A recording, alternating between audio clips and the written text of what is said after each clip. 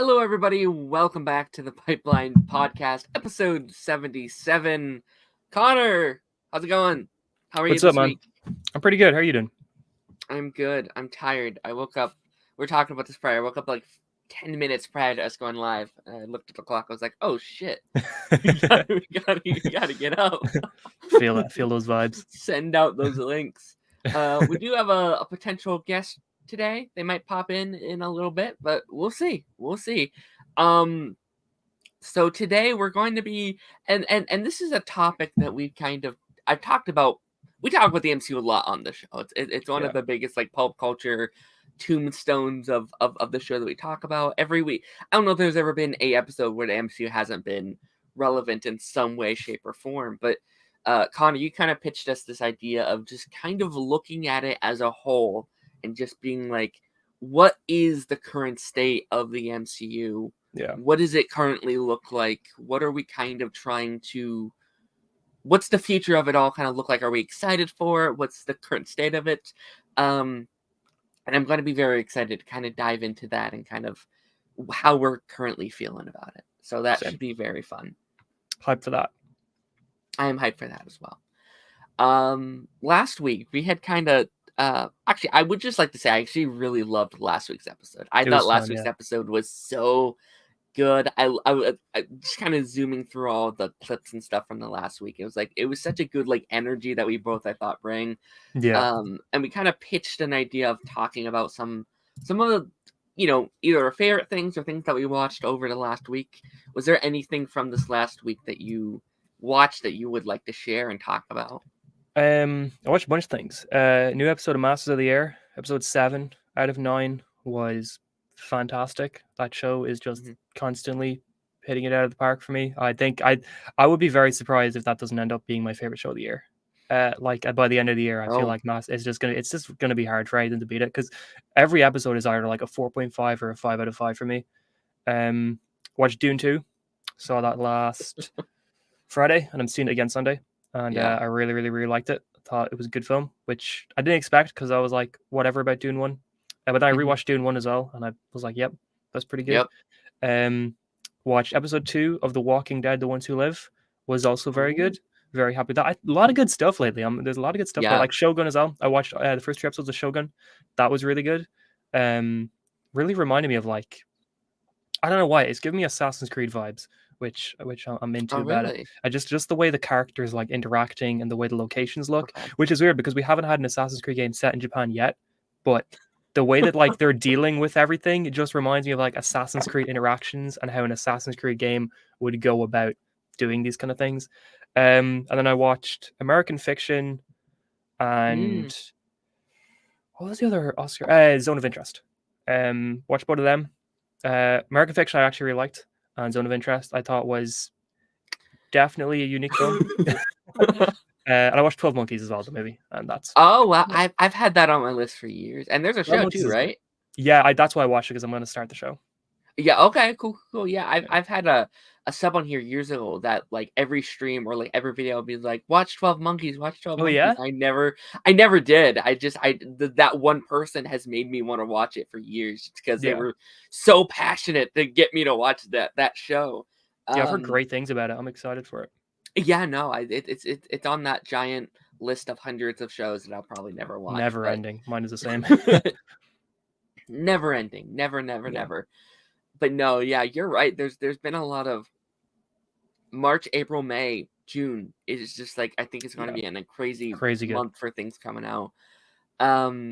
We watched some of the same things. I did watch Dune Part 2, most of Dune Part 2. I watched the only movie I ever walked out of, which that's wild. It is very wild. Huh? Did you just think it was too long? It wasn't. I was in a kind of a bad mood. Like I was just really tired. I woke up at like I didn't go to bed until like 5 o'clock that morning. Like I was very tired, and I just wasn't paying attention to those first 2 hours. Yeah. It just like by the final 45, I was like, I don't even know what's going on by this point. So I'm just going to give it a fair shot again when I had a good amount of sleep and I'm actually paying attention. That's pretty valid. I also just didn't remember the first one at all. Like I had and I felt like I just didn't get these characters. I don't know who these guys are. I feel like that's something that I should do before doing that. So yeah, but like it was good. like, I thought everything about the movie has been, like, I thought the way it was shot, I thought the writing, I thought oh my gosh, the music was almost That is amazing. because the music is incredible. Oh my Yeah. god. Like, I just I wanna thought the cast was great as well. the cast is great. Yeah, no, it's Yeah. all like everything that there I was able to, like, pay attention to was great. Like, it wasn't Yeah. anything like that. It just it wasn't in a good mindset to watch it, I don't think. That's fair. That's fair. I mean, look, movie like certain movies aren't for everybody, and it could just be Sure. like the case of, Dune's just not for me. Dune. Yeah, it Yeah, is Dune not. just might not be for you. Yeah, I don't like the first one. I thought the first one is incredibly boring. I See, I liked it better on rewatch, but I think it's like it genuinely is like a Game of Thrones situation where it really depends. Your enjoyment on it depends on how much you know the characters. Like, if you're sure. not trying to catch up with everybody, if you're not trying to like figure out who is who and where everybody is and stuff like that, it's much better. And I felt like Right. that when I rewatched it. I was like, I know who Oscar Isaac's character is now. I know who Mm, Jason Momoa's character is. I'm not sure. spending ages trying to be like, who are they? It's like, you Right. know, yeah. Yeah, I can definitely see, like, after Dune 3 comes out and I love this guy, and I'd be like, "Oh, actually, I really like this thing." I was very much in that same boat with, like, Agents of S.H.I.E.L.D. I did not like that first season of Agents of S.H.I.E.L.D., but, Yeah. I thought but, like, once rewatching and I'm in love with all these characters, it's like, There you "Oh, go. wait, Yeah. Agents of S.H.I.E.L.D. is great because we get to spend" it's it's that only time where they're just kinda chilling. They don't have Yeah. to, like, save the world or, like, the time travel is about to rip through the center of the earth or whatever, like, it's just a Yeah. really fun time. It's like their lives are collapsing because of Hydra, but it's not like the world's ending. It's Right. just their professional lives are kind of thrown into a loop, Mhm. which is pretty Right. cool. Darth Bunny said, Dune, I put it on twice and still haven't finished it. That's fair. I probably would It's have a long turned it movie. off. It wasn't for Oscar season. Like, it was like, I know this is going to win stuff. I have to watch it. Yeah. Which we were talking on a council episode last night about how if it would have came out last year, like if it would have came out whenever it was supposed to come out, Yeah, would have been October. an Oscar season for this year, which actually would have been insane to think about. Like Yeah. Dune 2 up again, like Oppenheimer and Barbie and I stuff see. like that. Thing is, I think Dune 2 has a chance at winning this Oscars, like our Best next year's Picture? Oscars. Yeah, for next year for sure. Wow, I okay. don't think it would have had a chance this year. I think Yeah, Barbie and Oppenheimer would have like locked it out from any Best Picture chances. sure. But next year, I can't think of anything like major that's coming out that might surpass Dune 2 Yeah. this year. I I mean, I mean, guess a lot of it no, sorry, go it's ahead. probably gonna be stuff we haven't heard about yet.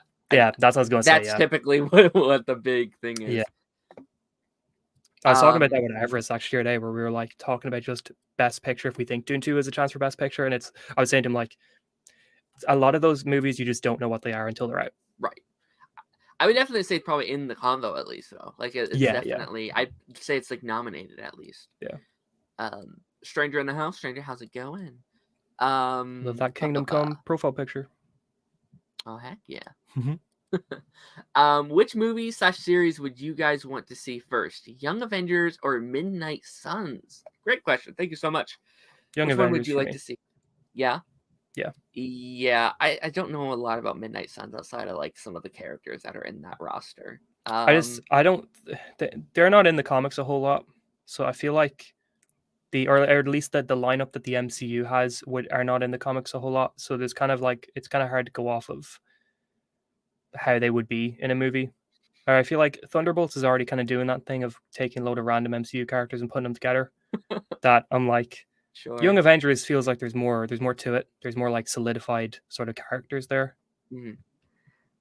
There's also just been a lot more build up to that. I Yeah. feel like it feels like almost everything in Phase 4 has kind of been building up to like a Young Avengers, which we'll probably talk a lot more about the Young Avengers once we kind of get into our main topic today about For the sure. current state of the MCU. I feel like Young Avengers is a major topic as far as like what's coming up next. Yeah. What so yeah, I'm actually going to be very curious to talk about that.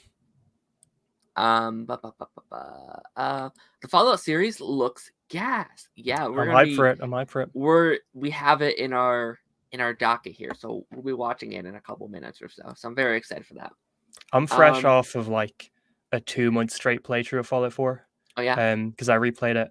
Because when I got my PC late last year, I was like, all right, I'm gonna replay a lot of my favorite games. So I got Fallout 4 again, and from like mid-December until early February, I played through the whole thing and all the DLCs, and I was like, damn, this game though.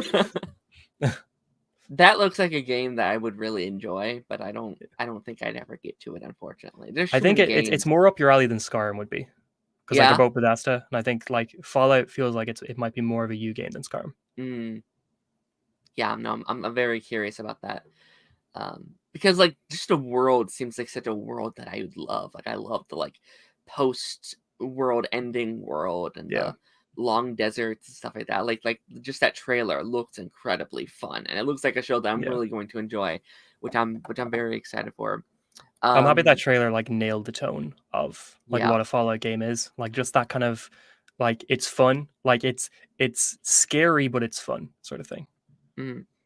Draven said Fallout Vegas is the best game. New Vegas is very good, yeah. It is? Okay. I prefer Fallout 4 just based off of the fact that like I just love like Bethesda jank, and New Vegas, like Obsidian, they made a great Fallout game, but I don't know why. I like that Bethesda sort of feel that I think New Vegas just slightly missed. But I mean it's an Obsidian game, so it's still great.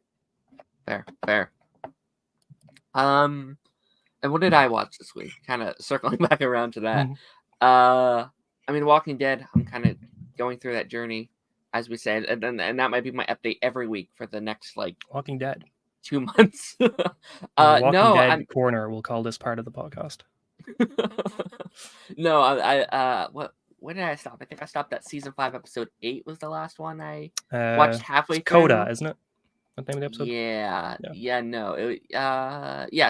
I started season 5, episode 8, so I'm about halfway. I'm mostly through the first half of season 5, and that's, that journey has just been a lot of fun just in general these last month or so, where I've kind of really got back into it, and it's been really fun just kind of talking to you about it, kind of having this new thing that me and you can kind of geek out about, and that's always one of my favorite things, about our friendship, is I can kind of like come to you and be like, oh, I saw this thing, and you give me all this behind the scenes knowledge that I never would have known otherwise. And I think it has kind of like enriched my enjoyment. But no, it's been good. I saw episode 3 this past week, which you had stated is your favorite episode. That's my favorite, of the whole show.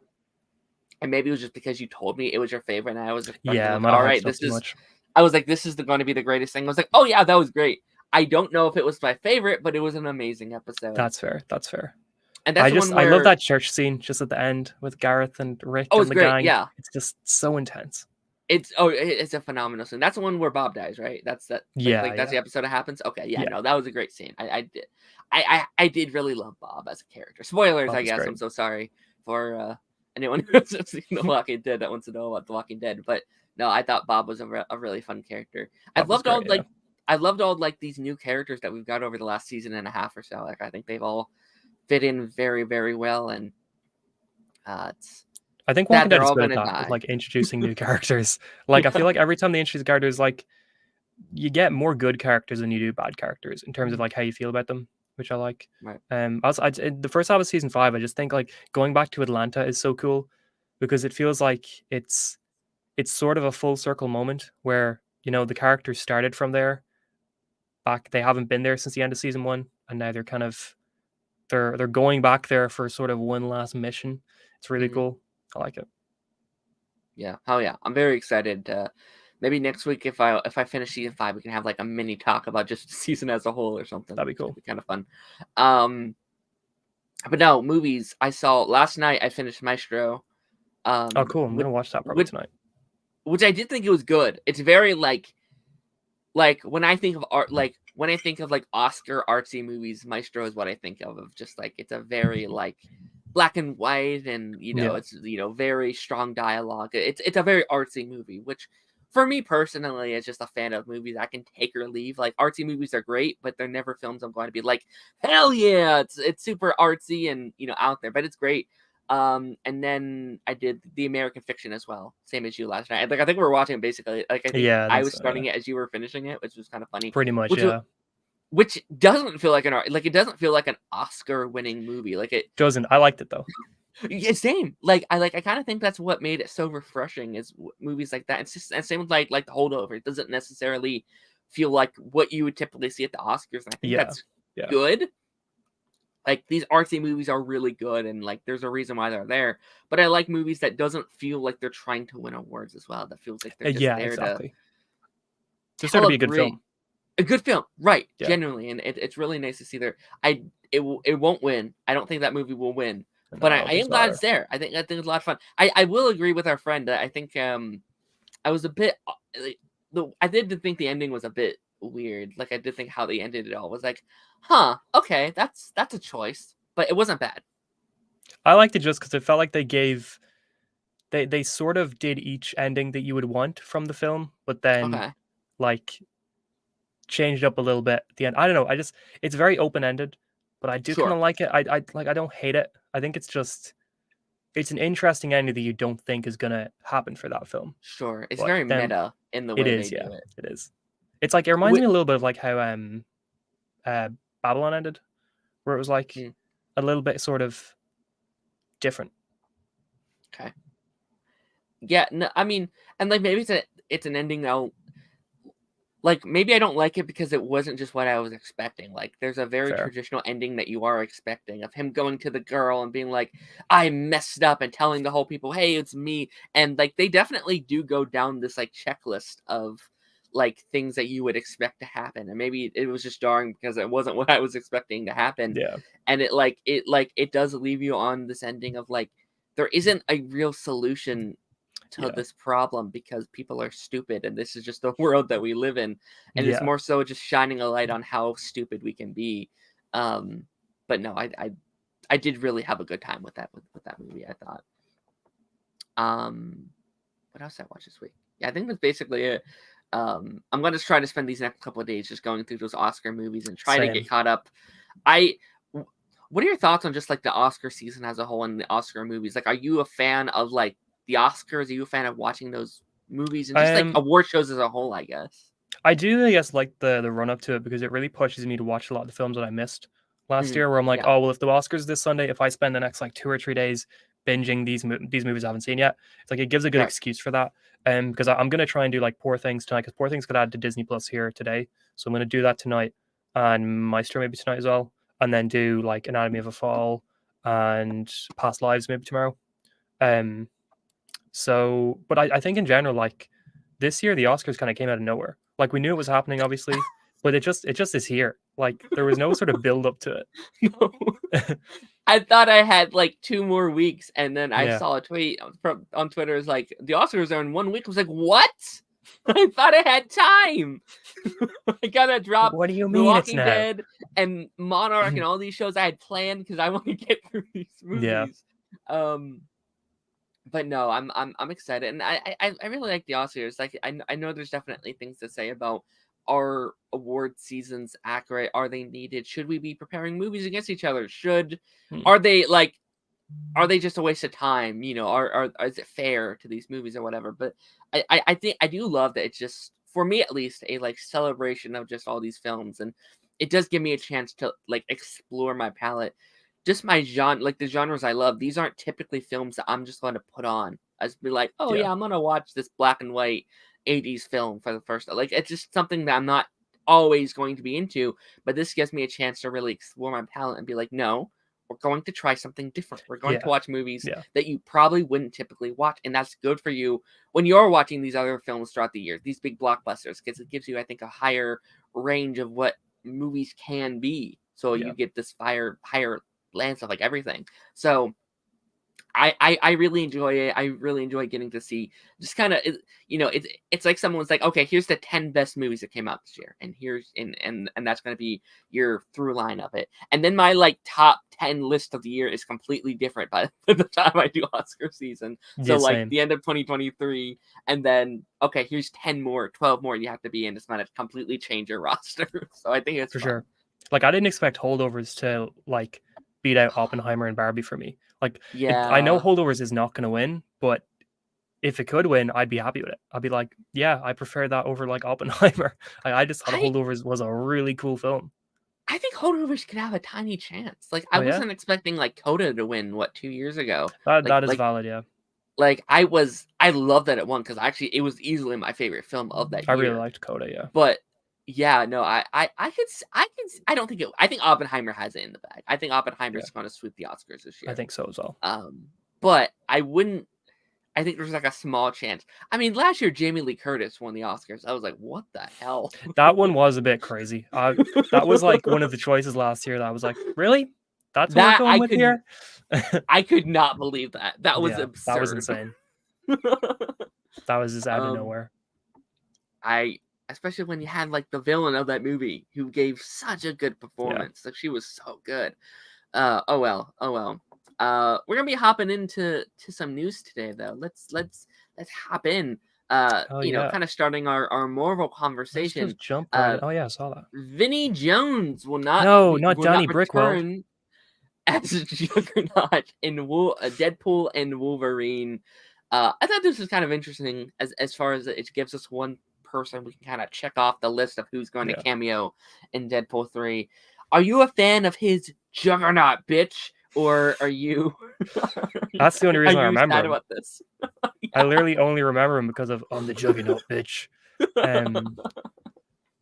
He was the only person to play Juggernaut in the films, right? Was there a version in one of the films that wasn't him? I was trying to think about this. I think he was the one that come back in... It was Last Stand and then Deadpool 2, I think, were his... Or no, Deadpool 1. Deadpool 1, right? Okay, because I wasn't fully sure if he played them in both appearances or if he was just in one of them. But yeah, okay. If he's in both of them, then that sucks, yeah. I'm pretty sure it's the same guy. Yeah. Okay. I mean, I'll be honest. If he popped up on screen, it would have been like, oh, hey, look, he's back. If he didn't pop up on screen, I never would have noticed. So, right. I guess, yeah. I mean, it is... I wonder, like, when because they've been talking quite a bit about how they're going to have loads of cameos in Deadpool 3. I wonder if, like, how many of those are going to be characters like Juggernaut that were, like, you know, more sort of X-Men oriented characters, like villains and stuff like that, who are in one or two films, or if it's going to be a lot of the kind of the Fox heroes, kind of in the vein of Elektra and stuff like that. Sure. Yeah, I'll be honest, I'm very hyped for, like, Deadpool this movie, but cameos are not what I'm excited for. Like, I'll be honest, I can't think of one, like, Fox or old Marvel character that I think could get me more excited than Deadpool and Wolverine themselves. Like, for sure, I don't think there's any cameo that could top Wolverine for me. So, like, you know, we've talked about, like, Halle Bailey as Storm popping in here, and, you know, Hydro's back, and there's all these things, and of course I'm down to see these guys, like, but I don't... Cameos is not something that I'm super hyped for. I think, if anything, I'd maybe be more excited for, like, the alternate, like, Wolverines or the alternate, like, Deadpools or see. Yeah. I guess I just want them to be more smart about their cameos. And I think Ryan, I think he's very smart about this. And I think he knows the, like, fatigue of it all. And I think they're going to be very smart about who they chose to come back for this, and who they're picking to come back. Like, Elektra coming back, I was like, yeah, all right, that's okay. Is there anyone that you, like, really want to see? Like, is there anyone that you, like, want to make the cameo? Seeing, like, Nick Cage's Ghost Rider would be pretty insane. That'd be cool. I'd love to see Jon Favreau's Happy Hogan back from the Daredevil film. I think that would be really, really randomly cool. Or no, it's not Jon Favreau's Happy Hogan. Foggy Nelson. Sure. Where he played Foggy in the Daredevil. Okay. I was like, Happy's who he already plays. Just Foggy's in this movie for some reason. I think, or not, like, Foggy Happy. He just shows up and he's happy, and he's like, it's the Hulk version from the What If show. That'd be wild. But no, yeah, I think, like, Ghost Rider would be cool. Blade, I guess, but I don't think Wesley Snipes would be interested in coming back. Plus, I think him and Ryan Reynolds had, like, some huge beef on the Blade set, so yeah, they probably wouldn't bring him back for that reason. Oh yeah, he was in that movie. I keep forgetting that Ryan Reynolds was in that movie. He had a bad track record for, like, Marvel for a bit, huh? He did, yeah. Blade and then X-Men Origins. Wow. And then Deadpool. And then Green Lantern. He just in general, he had bad. Oh my gosh, you're right. I did like his Blade appearance. He kept with it. I'm so glad that he kept with it. He's like, one of these days, one's going to hit. It gotta hit. It's like, look, you throw stuff at a wall. Eventually, it's gonna land. It's funny. Yeah, no, we over on our friend's channel, we've been kind of going through these movies, and when, like, The Last Stand, and, like, I kind of defended in that conversation, like they're all like, "Yeah, this Juggernaut sucks," and I was like, "I don't disagree. I think he does suck, but there's something very iconic about his scene where he's just busting through the walls, like, I'm Yeah. Juggernaut, bitch," and just I'm the going through it. Juggernaut, bitch. Like there is something very iconic about that scene. Yeah. So if he would have come back for that, but I'm also not disappointed in the least that he's not. I'm not seeing this version of the character again. I think I'm fine keeping that weird suit away for a while. I And think like, the reason. Sorry, go ahead. sorry, go ahead. I think that we're saying the same thing. I So was like go ahead. the I think the reason why I remember the Juggernaut Oh, line so much is because didn't Warp Zone do like a remix of I Deadpool or don't something like know. that? Like or something back in the day when they were doing all those like the Arrow remix and the Flash remix and stuff like Sure, that. I think they did a Deadpool one and it was like one of the bits was like, I'm the Juggernaut bitch, and it was like remixed. it's Like funny. it's just always stuck in my head because of that. I'll have to go listen to that. But that does not shock me. Oh man, the old Warp Zone was so good. I miss that Yeah. era. I'm not saying they're not still good because I bet they are. I just haven't watched in a while. But Same, yeah. I love their like. Oh, the Arrowverse era was so much fun. I loved when they were doing the Arrowverse. The Arrow recap is one of Yeah. my favorite videos on YouTube. I think it's so It's really funny. good. And Flash was great too. The Flash Yeah. season 1 and 2. Oh, it's so good. But yeah, no. But, I mean, apparently the reason he's not coming back is he just didn't want to deal with Yeah. that suit. I was I like, I did see feel that. like you could have just done CGI. Like I feel like now what we're doing, you could have just put dots on his face and done the rest on like a I mean, that's what computer or Beast like was, whatever. wasn't it? The Yeah, new Beast in Marvels. yeah. I that kind of feels like a bit of a cop out answer, or just something he didn't Yeah. need. He's like, I'm not gonna do this because of reason, and they didn't explain it, whatever. Like maybe he wasn't that important. Yeah. I feel like he's at that point where he's like, I don't want to be involved in the comic book kind of stuff anymore. Yeah, Like I'm just gonna kind of do my own little films. Which yeah. fair, but you could have been like, just not interested. You don't have to be like, oh, Sure, it's the suit, man, it's the suit. sure. No, 100%. Yeah, no, and it definitely does prove, and something we've known, but they're going to be reaching out to other Fox characters Yeah. with this confirmation that, like, if he reaches out to him, they're definitely reaching out to maybe Gambit, maybe, Yeah. obviously all these other characters, Magneto, or like whatever. I don't know who they're going to get for this, but I wonder if it's going to be like a way Crisis on Infinite Earths was for the Arrowverse TV, where like we're going to start hearing a lot of cast members come out and be like, oh yeah, I was approached a few weeks ago, I said no. Like the way like Michael Rosenbaum said that he declined to come back for Crisis. If we're going to hear more yeah, people be like, oh yeah, Fox approached me, but or Disney approached me, but I'm not really interested in coming back. yeah, sure. Michael Rosenbaum would have been very cool. I actually think I would have been more. I think I probably would have liked Michael Rosenbaum more than Tom. I don't know if that's a hot take or Damn, not, okay. but I don't know how think they would have fit him in because like he was president. yeah, But I mean, I get his point of view. He was like, they couldn't give me a time and day I was filming on. They couldn't give me a script. They just wanted to lock me down so that I could come back. Like it would be like a day of sort of thing where they'd ring him in the morning and be like, hey, we need you on set this sure. evening, like for this scene. Can you be there? And I kind of And get he his would have point of had view to of being shave his like, head, probably, right? He probably would have yeah, had to shave his head he just for a probably would have done cameo. a bald cap, I think. Bald I cap. think for Okay, that, yeah. he probably would have. But for him in general, he was very much like, it's a lot of work when you don't really know what it's going to be. You know, like you have to always sort of, you can't really be taking too many jobs because you're already locked down to be randomly told, hey, you're in Crisis this weekend. Like, make sure you're there for it. So Sure. I get him. That's fair. That's fair. Did you see his Nicholas Holt thing this past For sure, week? yeah. His That was podcast. cool. I haven't watched it yet, but I heard it's pretty wholesome. So I'm excited to It was listen really to nice. it. Hell yeah. That's And then great. James Gunn was like retweeting stuff like that and being like, he's happy Aw. that the two of them had a little podcast. I liked it. love Michael Rosenbaum's. I love that podcast so much. It's like, especially like if you're a fan of like the DC TV stuff, it's always There's a just lot like of a them. hub. Yeah, Yeah. there's so much of just like, I don't know, like it feels like he does love that world so much, and he loves that like the TV world so much, and he's just reaching out to all these people, and he's talked to like every Lex Luthor, I feel like, by this point. And I want like Michael Cudlitz, right? That's his name, right? The new Abraham. one? Yes.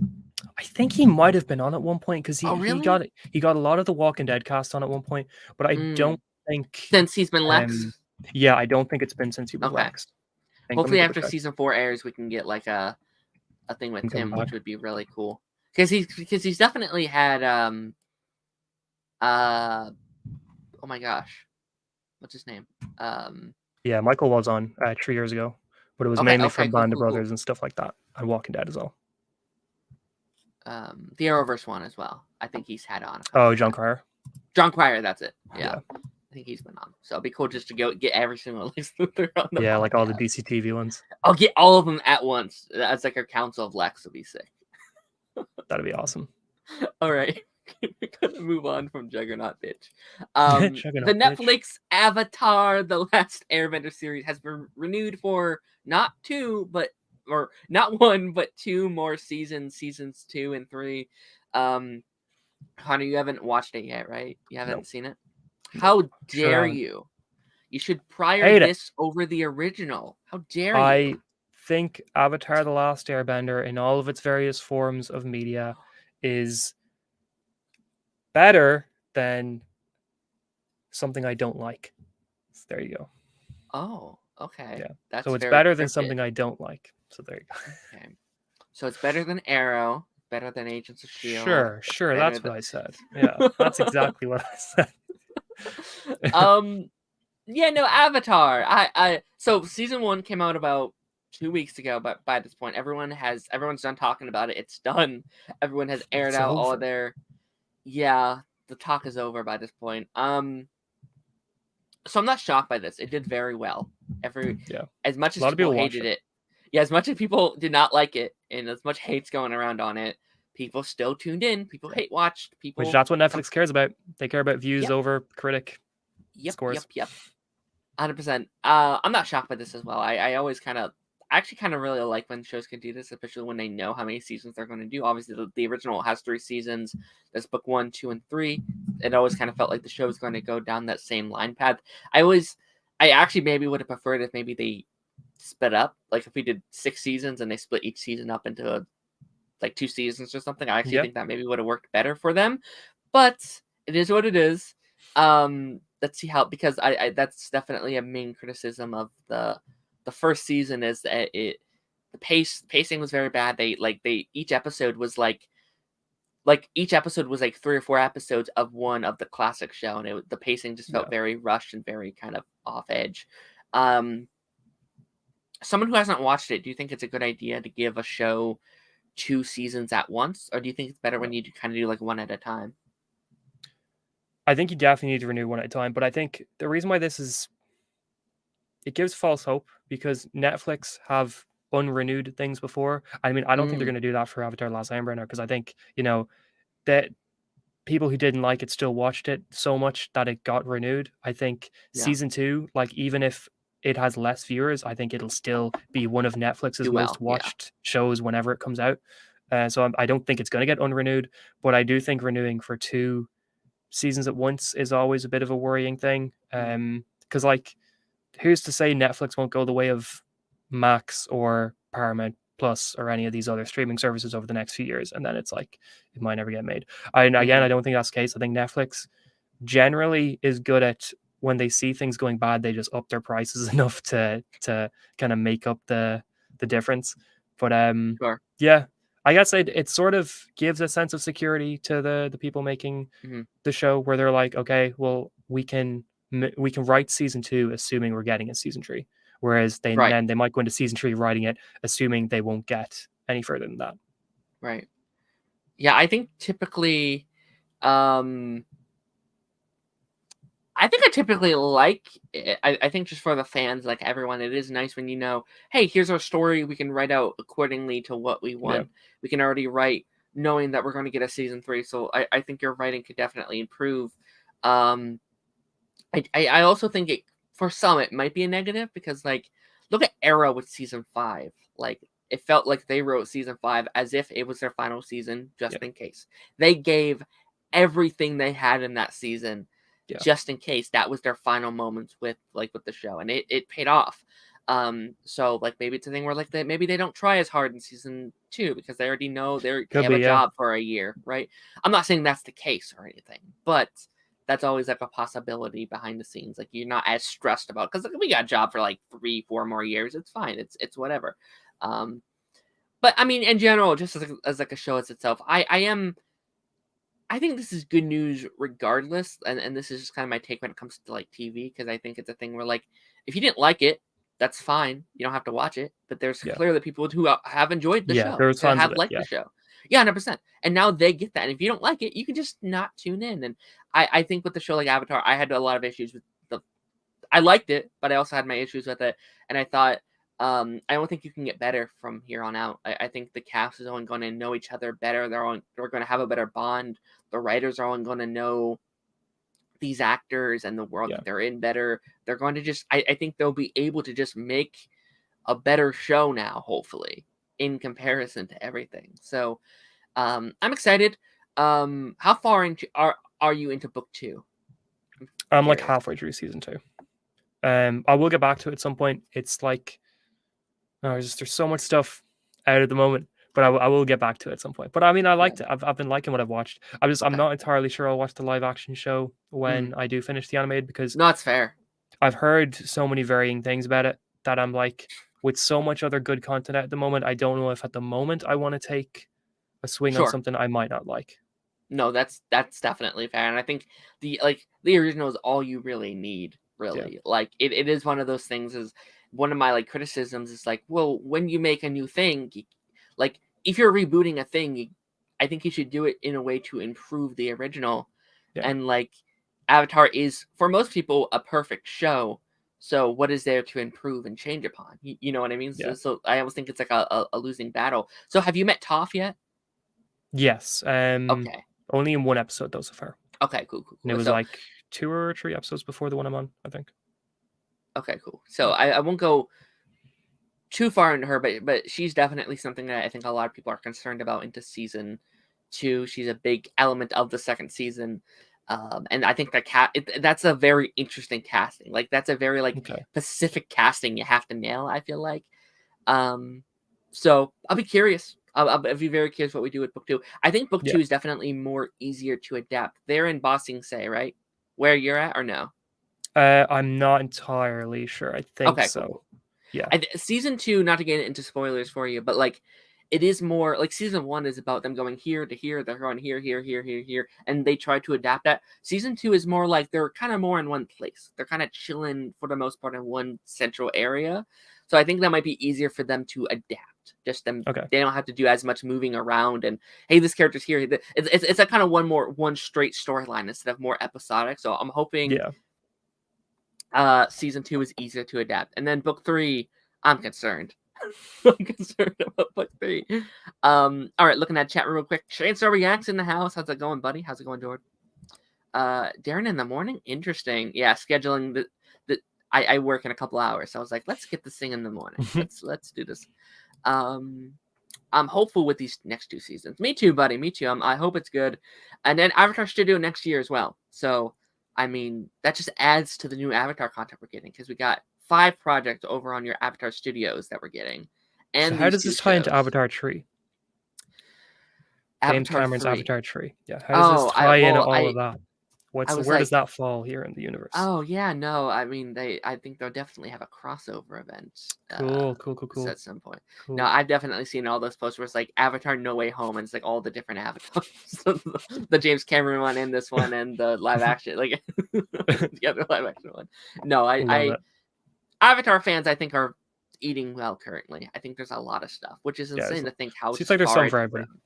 There is. That's what I love about like your Avatar Studios, because there's literally you have like the next Avatar, but then you're going back to Aang, and then you're going back to Korra, then you have a prequel. Like there's something in like almost every area of like the Avatar world that I'm super excited for. Alrighty, let's jump in. Political themed marketing for The Boys season 4 has begun. Connor, you're The Boys guy. Hey, look, I'm a big fan. Yep, I was actually very curious to talk to you about this because this season is very political. More so, like they're clearly making fun of a certain American politician, right? I think that's very clear. And I was very curious as someone not in America, someone that doesn't have to deal with like the elections and stuff like that. Does the marketing for this, like, does it still hold up for you? Or is it something that maybe doesn't ring as well? It's definitely like I understand the context of it, and I understand the like what it's mimicking and all of that, but it's definitely a case of where it's, as a non-American, and this is coming from completely like, a European bias. Yeah. I am over American media Mm. doing this sort of stuff, because Sure. it feels like every other project that comes out needs to make a reference to whatever the election was at the time in 2016 was it? Which, I mean, I get that it's a huge event over there. Makes perfect sense. But for somebody Yeah. outside of America, it's like when I see something like this, I'm like, doing that again? Like, I've Right. seen that in so many TV shows or movies No, that's fair. over the last few years that I'm like, I would, I mean, I don't know. It's something that I understand needs to happen just so that, Sure. like, for future, I don't know, 10 years from now, people are looking back to, like, when they're doing kind of a focus on what media during the early 21st century looked like. They're like, this is how American media, this is how American TV shows and movies at the time related what was happening culturally and politically to their TV shows and their movies. I get it. Like, that's something every era Sure. needs, every era does. It's a way to really, for future generations, to get context out of what life was like now. So I completely get that. Just, it's also something that I'm like, I don't. I mean, I just, as a non-American, it's like, Right. I don't care about the politics over there. I don't know if I want to see it in the TV shows and movies I'm watching. But at the same time, it's like, if Ireland was having huge political changes like this that was all over our TV shows and movies, I'd have a completely different opinion of it. I'd be like, oh, well, this is important for Ireland, so it makes sense it's in our media. This is important for America. It makes sense it's in your media. Right. So 100%. Yeah, no. And I think there's a reason why it's coming out this year, the same year as our new election, and sure, yeah, a potential politician being back in the running again. Like, it makes sense. And I think using Homelander as that character is hilarious. And I saw a tweet being like, this is mocking a certain person, and the people that it's trying to mock are not going to realize who they're mocking, which I think is going to be hilarious. And I think The Boys does a very good job at that, like making fun of the stupid stuff in like pulp culture. Like, I remember, and when it comes out, I think it's always very smart because the last season came out during June, during Pride Month, and like I remember them having a joke the about A-Train scene. I remember there being a, and maybe I'm remembering it wrong, or maybe like projecting too much into it, but like I remember there being a joke about like people selling, like companies selling Pride things. Yeah. That is, and it's like, that's cool, but like we don't need like Pride mayonnaise, right? Like we don't need like queer ketchup bottles and stuff like that. And it came out at such a perfect time where like they obviously made that joke prior to it being June and like that being a major thing, but that year also it was like a massive conversation of like, why is there pride flags on my mayonnaise? Like, obviously that's great that you want to represent us, but are you representing us, or are you just trying to make a money off of our like history and what we stand for? And like that was a big conversation. They nailed that right on the head. And I think they're probably going to do the same thing in this season. I think they're normally very good about that. But like I was just very curious about how that translated to you and how you were feeling about it. Are you excited for the season? Just like, I mean, as a whole, like, does that affect your hype for it? It doesn't affect my hype right now. Like, okay, I think, cool. like, from a poster perspective, I think the two posters are, I mean, the new Homelander and Victoria Newman ones, I'm like, sure, they're fine posters, but like the main one with Homelander and Newman together, and then the contrast of that with the Butcher poster, where it's like him standing there celebrating, there's confetti all around him, but then the Billy poster, which is just him kind of on his own in the dark with like balloons on the ground after this big rally or whatever that Homelander's at. I think those two posters, just from a design perspective, are fantastic. I think those two posters are just really good posters. And just in general, like my hype for the reason why my hype for the show might not be what it once was is nothing to do with with getting political, or has nothing to do with the topic it's focused on. The reason why my hype for it is like a little bit down is because I still feel season 3 took the easy way out in a lot of storylines, that it felt like season 3 was building up and up and up to really being the culmination of a ton of certain storylines. Like, I don't know, I just felt how the final especially ended, because I thought season 3 was an amazing season up until the final, and then the final, I felt they took the safe route with a lot of storylines, and that's why I'm not necessarily as excited going into season 4 as I used to be, is because I'm like, they're doing a lot to keep Homelander and Butcher around. Whereas, storyline wise, it would have made sense for both of them to killed each other in season 3, or Soldier Boy to have been let do what he was going to do, or all that sort of stuff. But I mean, it's still going to be a good season. It's still some of the best TV on at the moment, and I'm still really excited for it. 100%. And I think kind of how we ended Gen V also leads very well into this very political season about them trying to push this virus out. And obviously, like, I'm very curious how they're going to add that balance, because we obviously know there are going to be elements of Gen V in the season, but I also want it to be a way that doesn't feel like, oh, I have to watch now The Boys to watch Gen V. Like, I want Gen V to be able to kind of stand on its own in a sense. So hope we end like the Boys season 4 with them all still in jail and stuff like that. So it doesn't feel like, oh wait, how did they get out of jail at the end of? Yeah, I want that to feel all very real when it comes to all that kind of fun stuff. One thing I do actually want to ask you is something I saw on Twitter yesterday. These posters came out yesterday, did they, or was it the day before? I think it was a couple of days ago. It was okay. When Tuesday, the posters came out, I saw some people tweet that that the posters were good, and I think they were American, the people who were tweeting this, but they were like, the posters are good, but they feel like TV show or movie posters from 2016, 2017. And that they were talking about how they personally feel like The Boys is normally a few years behind in terms of its commentary.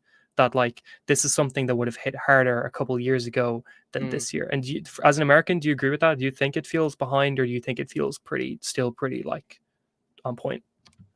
I think it's still relevant. I think especially since it's coming out this year, the election's coming up, and maybe right now it doesn't feel too like relevant, but I think this season's going to hit even harder once the election starts. Come fall, like when the election's going on, I think we're going to be able to look back at that and like, they were so right. Like, they nailed it on the head. Like even by summer, where things maybe wouldn't have kicked off as much yet. Maybe then it's like, oh my gosh, we're doing this, but like whatever. But I think it's going to age like wine. Unfortunately, I do. When is your election? It's like November, is it?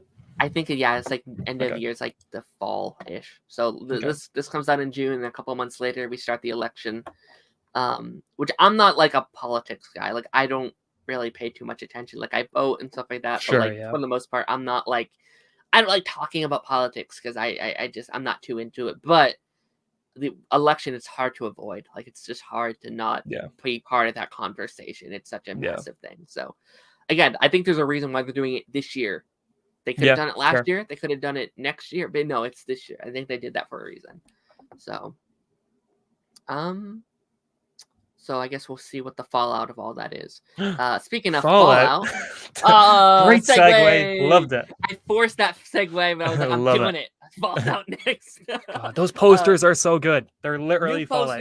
I love it. For Fallout, the series, you talked about this over in our Discord chat, and you were like, "Hey, yo, this is sick," and I looked them up and like, "Oh yeah, those are pretty sick. I like these. Those are some cool posters."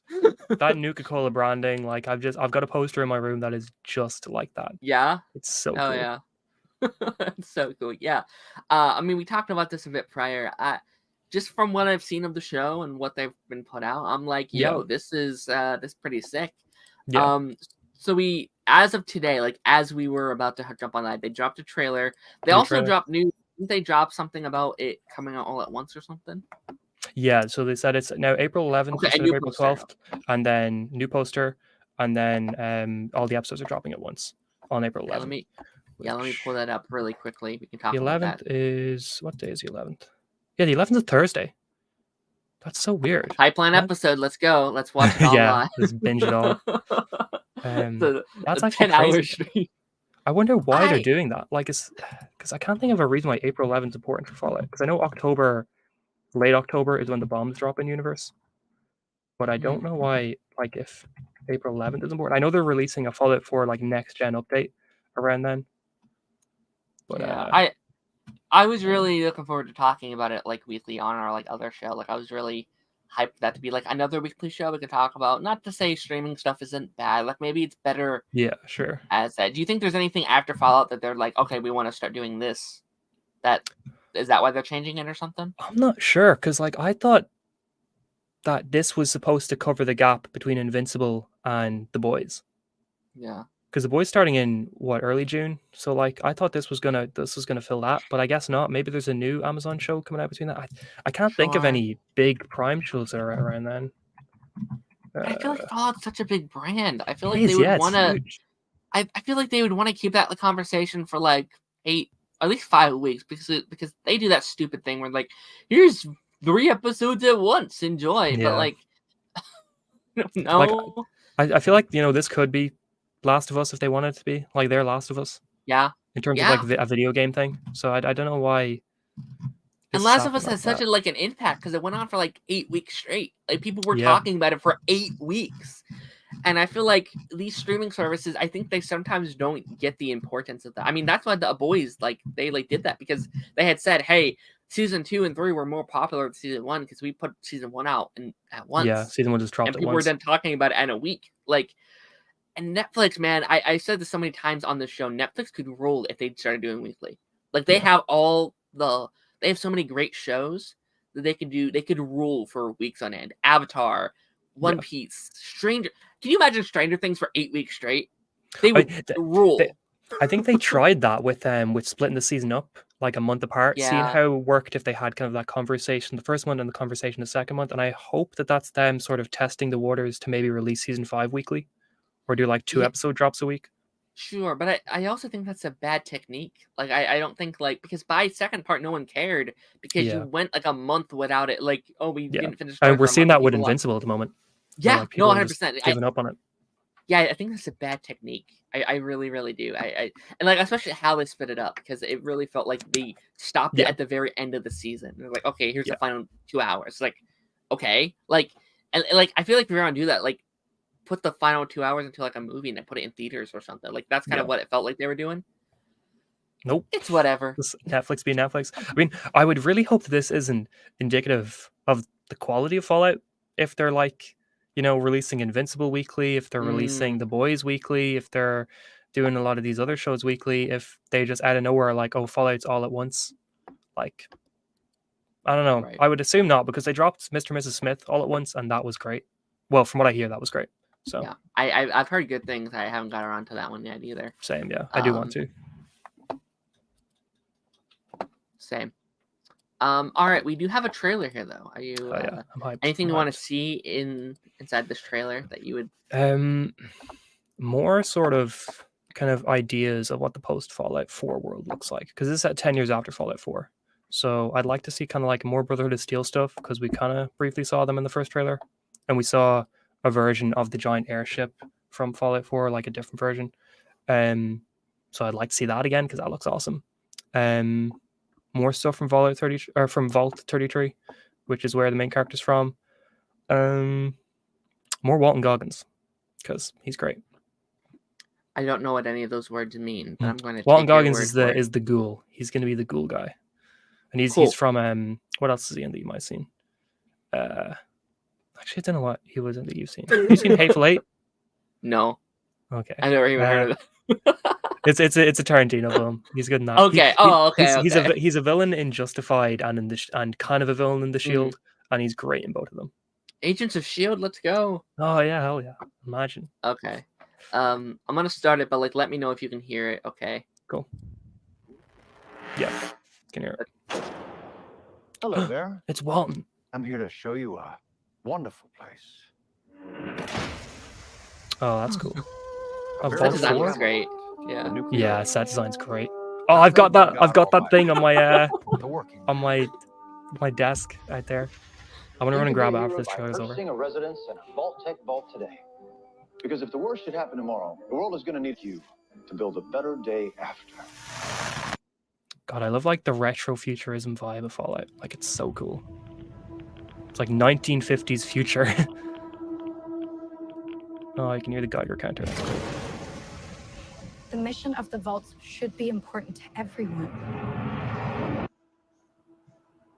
I want like a vault uniform. Come up to the surface one day and restart civilization. Oh, Stimpaks! Can you tell me what's happened in the last 200 years? So you used to like med yourself up in the game. Holy shit.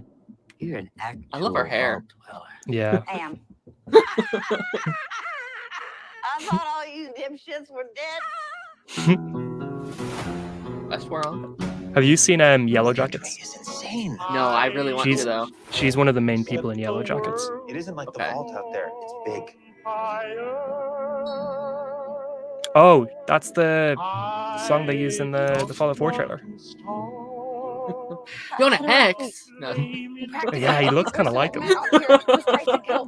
He looks like a character called Hancock from 4 that people were like, is he Hancock? But I don't think so. You need to go home. Oh, it's You your come lost from guy. a world of rules, of laws. You should not be alone. Oh, Brotherhood Steel. Let's go.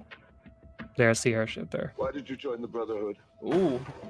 To hurt the people who hurt me. Oh, that's cool. People are going to come after you. Dog meat. It's not dog meat. Ain't much stage cleanup here, Volty. Oh man, Walton Goggins is gonna be so cool. Well, now that is a very small drop in a very, very large bucket of grub. Oh, it looks so cool. It looks great. Look at it this way, It looks fam. gorgeous. It looks so good, doesn't it? Looks like Oh, your they've got the laser pistols from the Minutemen.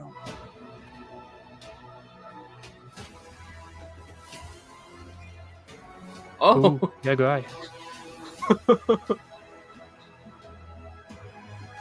Yo. What is happening here? Jeez. Everyone wants to save the world. They Ooh. just agree on how.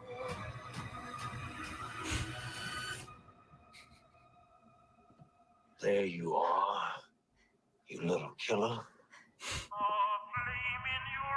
Damn. That logo is so good as well. It's great. I love it.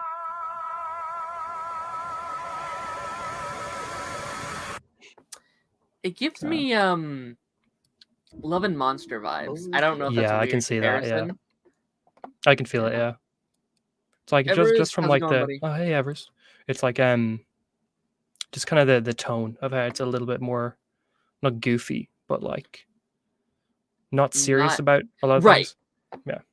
No, 100%. Yeah, no, it has kind of this like fun vibe to it in a sense. Very earnest, I would say. That's Yeah. probably the word I'm Yeah. looking for. Yeah, no. But also just kind of looks like a world that's fun to live in and fun to explore. And For sure, honestly, yeah. like I love shows and movies that are like our society has crumbled and we have to build our way back up. Like that's probably Yeah. one of my favorite genres in like media, like Hunger Games and Last of Us and now Walking Dead and all these kind of The 100 and stuff like that, where like we got to build up our society because we messed up in a weird way or whatever. But no, everything about this trailer looks beautiful. Like I think Yeah. it looks like a movie. It looks like something you'd put in theaters. It does, It's like yeah, for sure. it definitely it also has kind of like that Last of Us feel where it's just like a straight adaptation of like and like this is a new story, right? Like this It is, isn't- yeah. It's set after all the games. So Which isn't I feel like a lot of people don't do that move. Like they don't know. like, They cover a game. they're right, yeah, no, they adapt the thing, but like no, we're adding to the lore that's already there from the games, which I think is very smart. I'd actually like to see more people try and do that. It's a ballsy decision because Bethesda games like tend to leave their endings very open-ended, where it's like whatever your game style is, like whatever you decide the ending is, it is that. Because they normally take huge gaps after games, like Oblivion and Skyrim, for example. There's a 200-year gap between those games because both those games end in a way that you can decide how certain storylines end. You can decide if you're with Stormcloaks or the Imperials or whatever, and then it means that when the next game comes out, there's been such a gap that whatever the ending of the last game was doesn't matter anymore. And like Fallout 4 is the same thing, where it has like 4 different endings, and all 4 endings are pretty different. Like in one ending you destroy the Brotherhood of Steel, in one ending you destroy the Railroad. So it's like I'd be interested to see if this is going to confirm one of the endings over the other, because that's something Bethesda's always been really against, is confirming that this was the right way to play the game. But it's also just they said they're calling it pretty much Fallout 5, but they didn't specify what they meant by that. So some people are wondering like if the original story for Fallout 5 is now this show, because Fallout 5 is still going to be like 15 years away probably by the time that comes out. So that should be like Fallout 6, just like scratch out the 5, put a 6 there. The 5 is a TV show, and then 6 is the game, which is cool.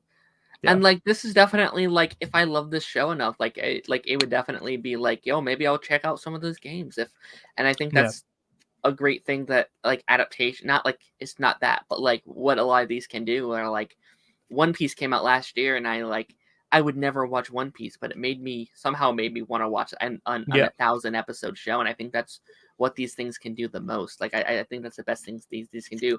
Avatar came out last week, and the best thing about it is everyone's rewatching the original show about it, which is For sure, yeah. is making a conversation about that show again, which is great.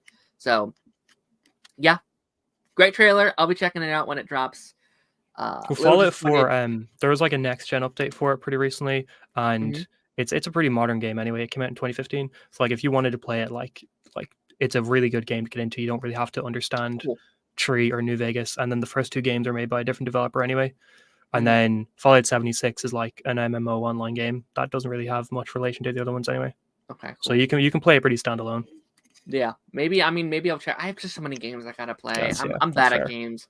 I'm still on Last of Us Part 2 for like the last 2.5 years, so it ain't looking too good right now. But all right, let's go through these last couple stories, and then we'll jump into our main topic here. Wendell Pierce and Terrence Rosemore has been cast as Perry White and Otis in the upcoming Superman film. One of these came out last week. It was just Otis, and I was like, yeah, it's on the cast. Make an entire slide group, just for Otis. But then Hell Perry yeah, White Otis came is an out, and important I was character. like, I guess maybe I don't know. Wendell's Perry... great in The Wire. If is he? anybody hasn't watched that, yeah, he's really good in it. I'm very shocked it took so long to get Perry White. It took a while, didn't it? Because I said like 5. I think we talked about 5-6 months ago where it's like Perry White will be in a couple weeks. Like it should be out pretty soon. Yeah. And like since then we got The Authority and we got Miss Tessmacher and we got Hawkman and Hawk Girl and Mr. Terrific and Green Lantern. And then it's like, oh yeah, Perry White's here now. He's here. Yeah. I'm wondering if he plays a very small role in this movie. Maybe.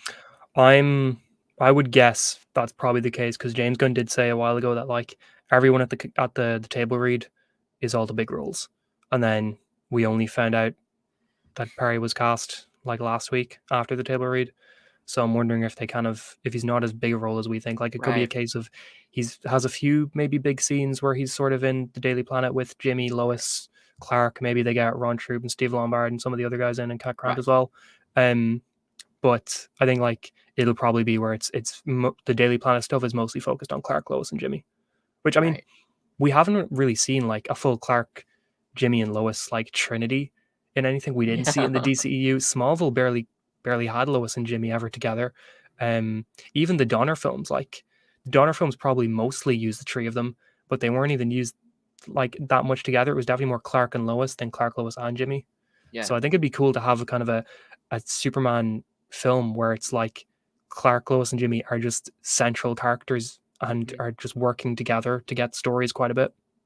Yeah, I guess like my adventures would be the only thing to really do that. And then Lois and Clark did which I love. Yeah. Lois and Clark New Adventures of Superman kind of touched on it. Sure. Yeah, no, I mean, I'm okay with Perry White maybe not having a major role here and maybe having a role somewhere else. Like I don't know where he would be present, but like Daily Planet journalism show. Oh hell yeah! Show based on the Daily Planet. I want that. But yeah, I'm thinking like I don't know, maybe he makes cameos in like other movies as like just a figure in the world, like maybe like a Batman maybe where like he gets a cameo where he's like reporting on something or something like that. He's on like news stations or something like that in like a Batman film. Right. That'd be sick. Yeah, 100%. Otis is typically like the right hand man of Lex Luthor, right? That's typically his role. Yeah, he was introduced through the Donner films as well. So like him and Eve Tessmacher have mostly only been used in like live action projects with little kind of bits in the comics.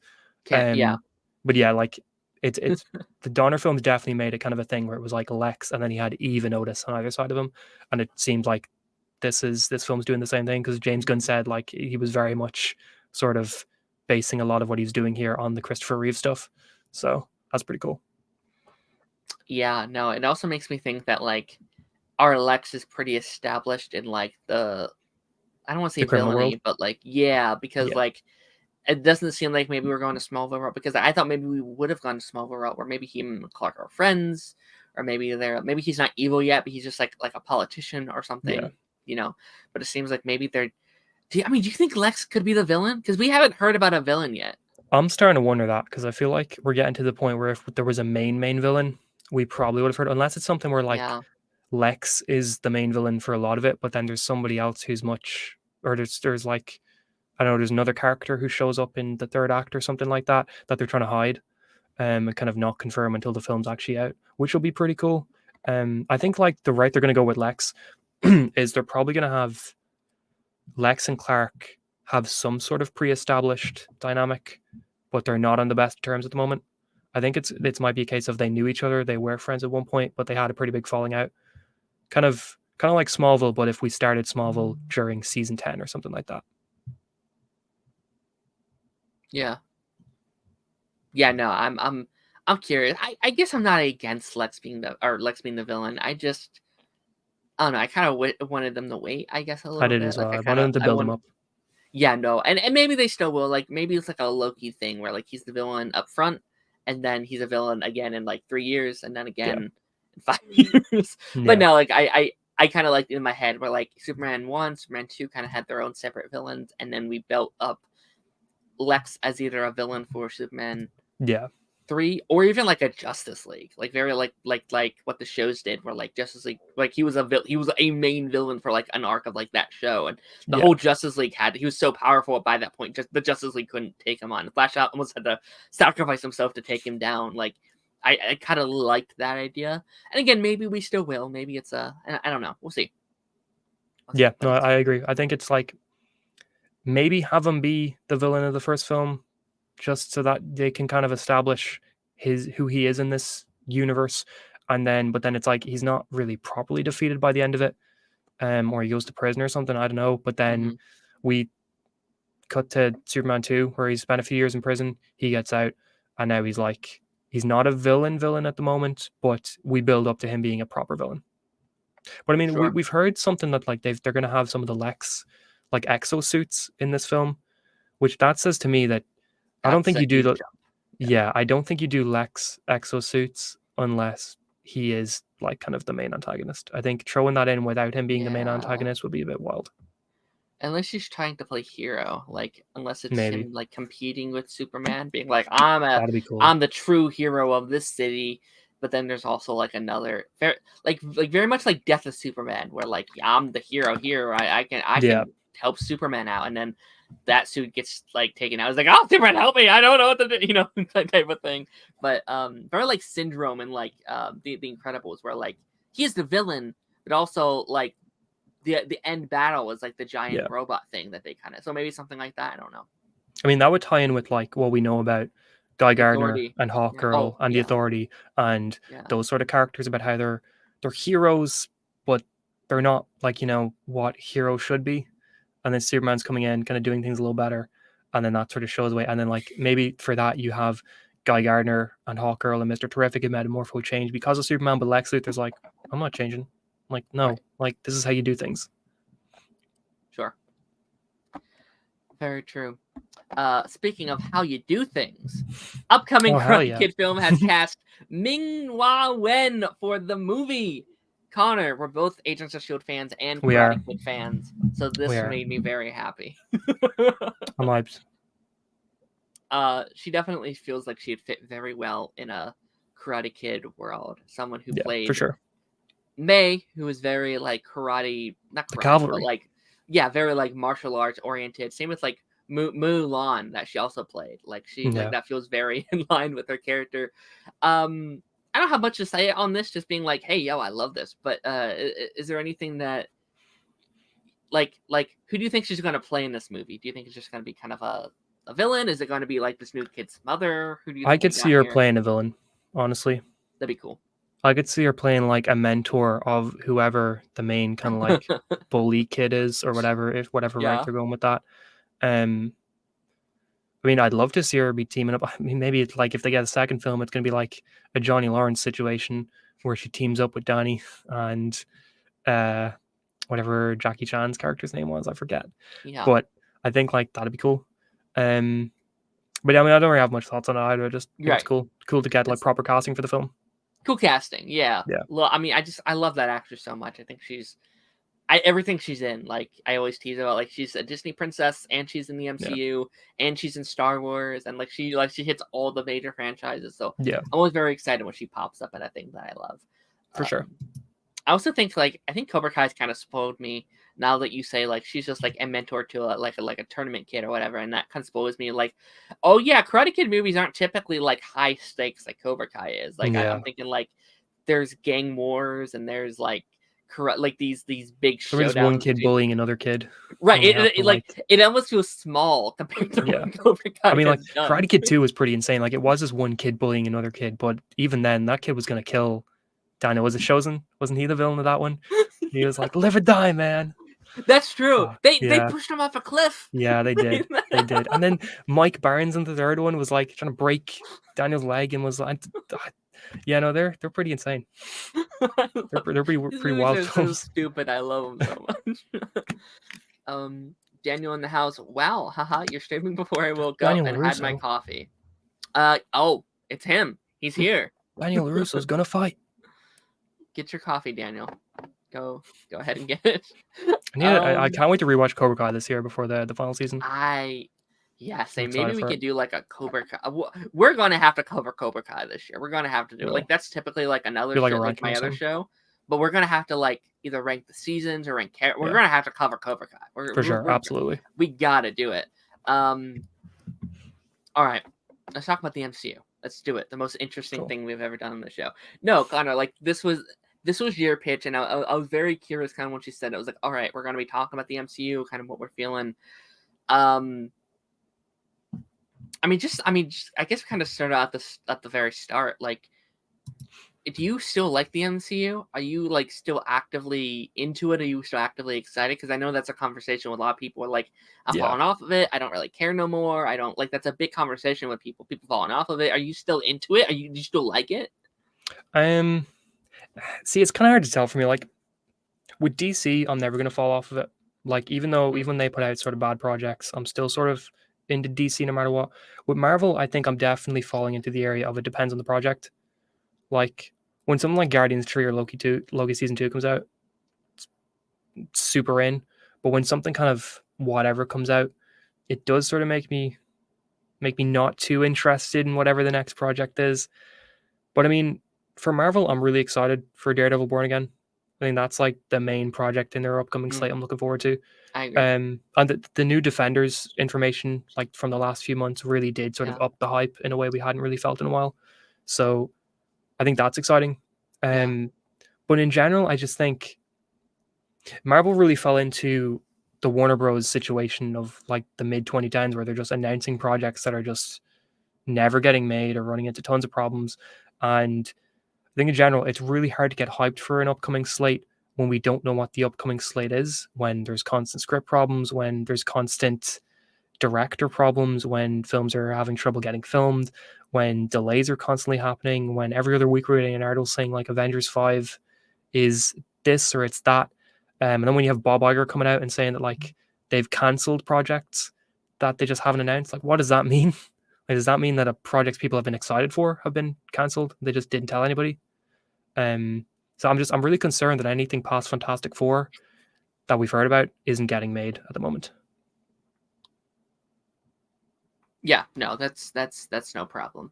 No, I definitely think you're very right about it all. I think because like we can go into like what's happening with their TV slate at the moment, what's going on with like the Daredevil stuff, but I do think the fact that we're most excited for them bringing back the stuff that was canceled 5 years ago, I think since that's the thing most people are most excited for, I think that's kind of an issue. It is, for sure. I think that's and we've talked about this, but I think them retroactively going through and being like, okay, we got rid of all these shows because we're focusing on our new MCU slate, our new Disney Plus slate. So we're gonna take out all these shows. They all pretty much failed, or like they've all, for the most part, been like, hey, this isn't kind of what we want, or these could have been better. And them going, the thing that we canceled years ago, we're just going to bring that stuff back, and we're going to do that. Feels like again. a panic issue. Yeah, like, no, we need something that's actually going to work.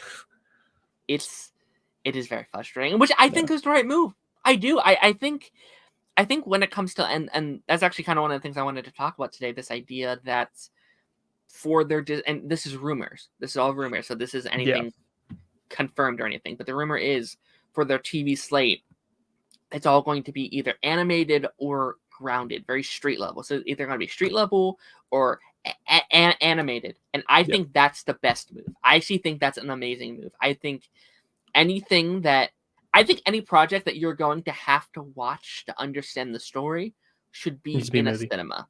I think 100%. I think that's the right move. As much as I like that kind of stuff, as much as I like getting these massive things in the TV world, and I like watching that week to week, I think just for your casual audience, I think for the people that are tuning in each week that you want to pay attention to, you got to do it this way. I think you have to. And then for your TV slate, maybe do these kind of side stories that in kind of their own little world. I think that Netflix had already did, which is the frustrating part. They had their own built-in communities that were a bit separate from the movies. Obviously, they like the movies as well, but Agents of S.H.I.E.L.D. and Daredevil and like Runaways, they had their own built-in fandoms that you could have just tapped into. They could have existed over here, and then movies could have done whatever they wanted. Not to say they can't cross over. Not to say Daredevil can't show up in like the films, right? Because I feel like people that are showing up for the those Daredevil fans will show up for like the movies as well. But like it can't be one or the other. I think, and it is very frustrating when it comes to like what they did with their TV stuff. I mean, I feel like what you're saying there, I think the TV shows should be there to fill in backstory, to just give you more of a character you've already liked.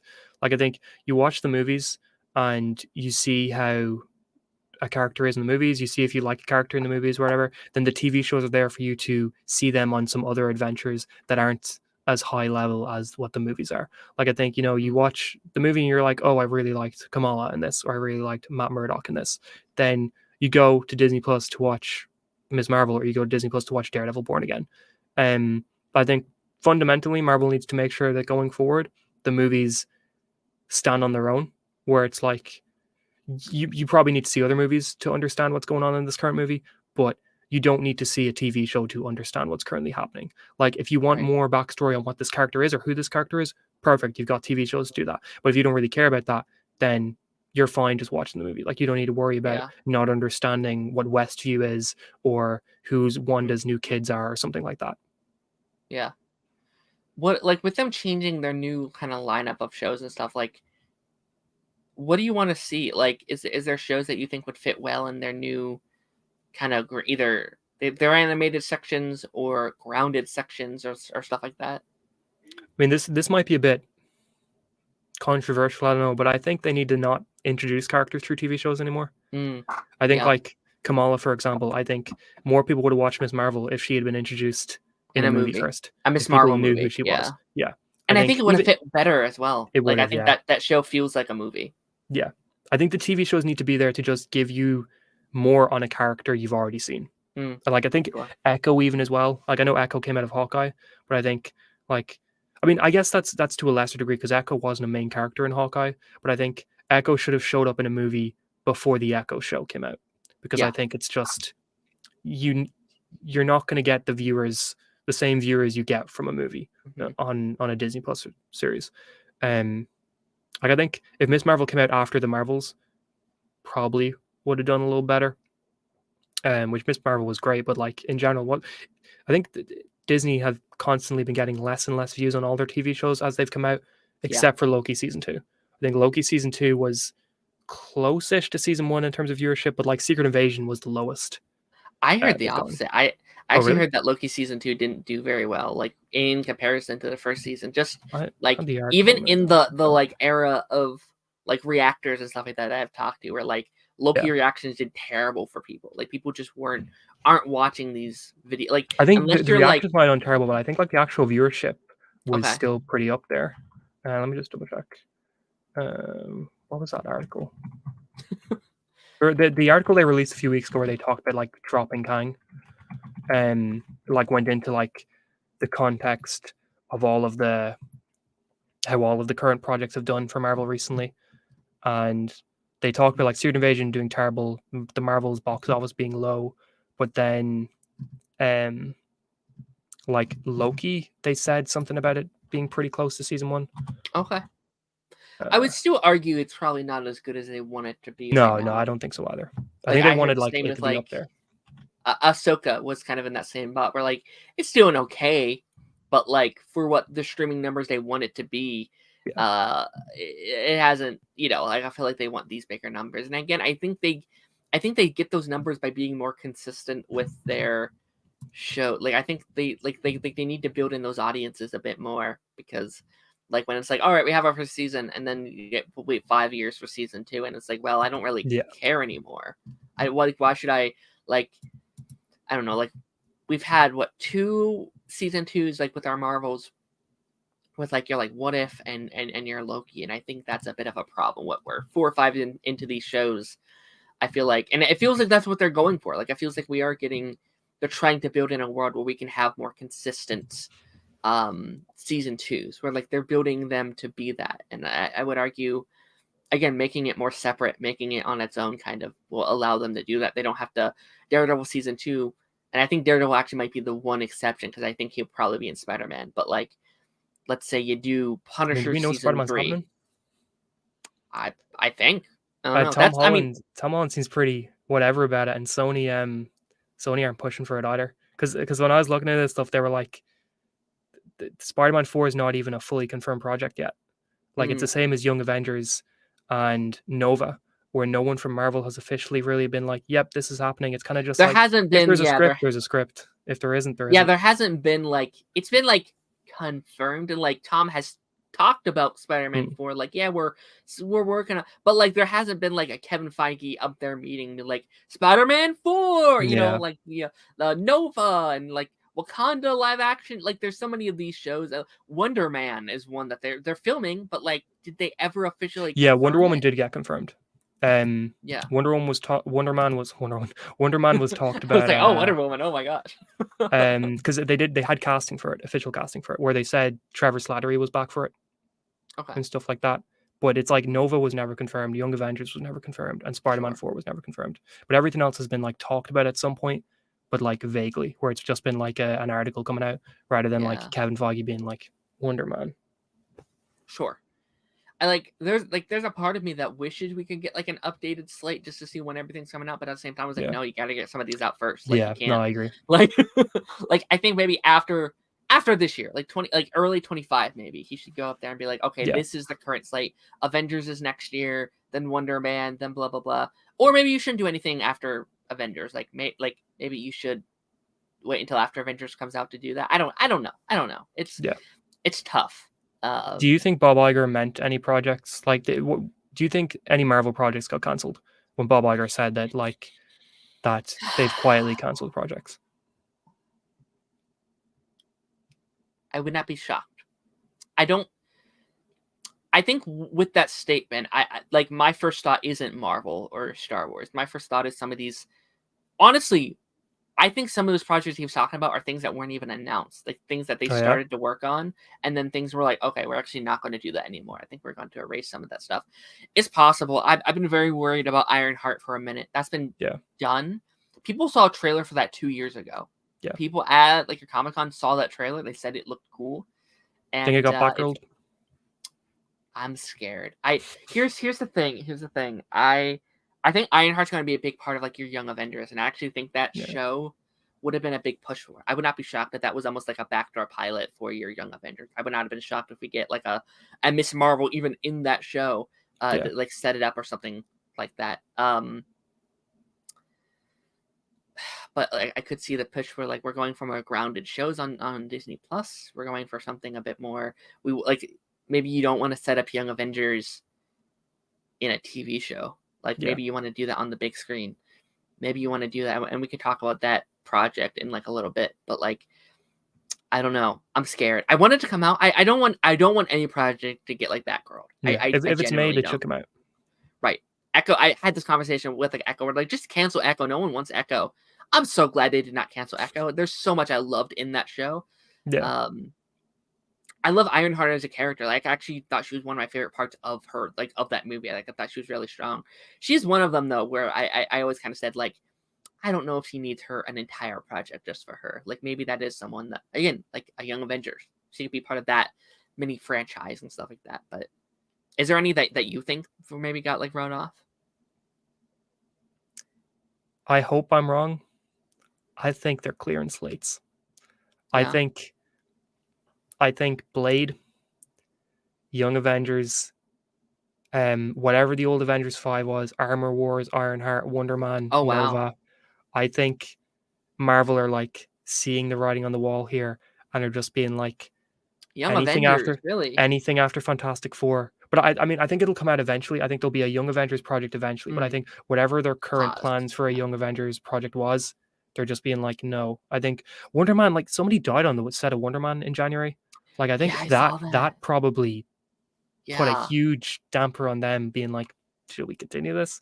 I think in general, like I'm really worried that the slate after Fantastic Four is just not what we think it is. I think we'll still get an Avengers 5. It's going to be small scale solo film, but I think besides that, a lot of these projects are either not going to come out or they're just going to be completely different. Like I'm expecting a straight up article towards the end of the year that is like Marvel quietly cleared their whole slate earlier on this year. Remember that the MCU book that came out last year, not the timeline one, it was the reign or the rise and fall of the MCU. It was kind of an insider book somebody wrote, and somebody in that book said that this was back in October, said they believed Wonder Man was going to get cancelled by Marvel, or that they would not be surprised if they heard Wonder Man was cancelled, even though Wonder Man had already filmed some at that point and was still going to be filming more. So I think like that's probably in general a feeling by a lot of the insiders is that Marvel is just going to start canceling projects and just try and get what they currently have out. Like I think Cap 4 and Thunderbolts also would have been cancelled if they weren't so far ahead. Fantastic Four is probably safe because it's just such a major group of characters that I think they need to get it out no matter what. Daredevil as well. There's no way like they're getting rid of that. But everything else I think is really, really, really in danger. Okay. I mean, I hope I'm wrong though. I hope that's not true at all. I think I kind of thought Wonder Man was unsafe, but then they started like filming again. So it was like, oh, I guess they're still going on. They're still doing that.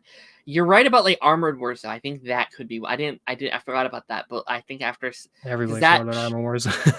That movie feels like it's so tied to Secret Invasion. Yeah. And like, do you want to put all that money and resources into a film that no one watched the setup for?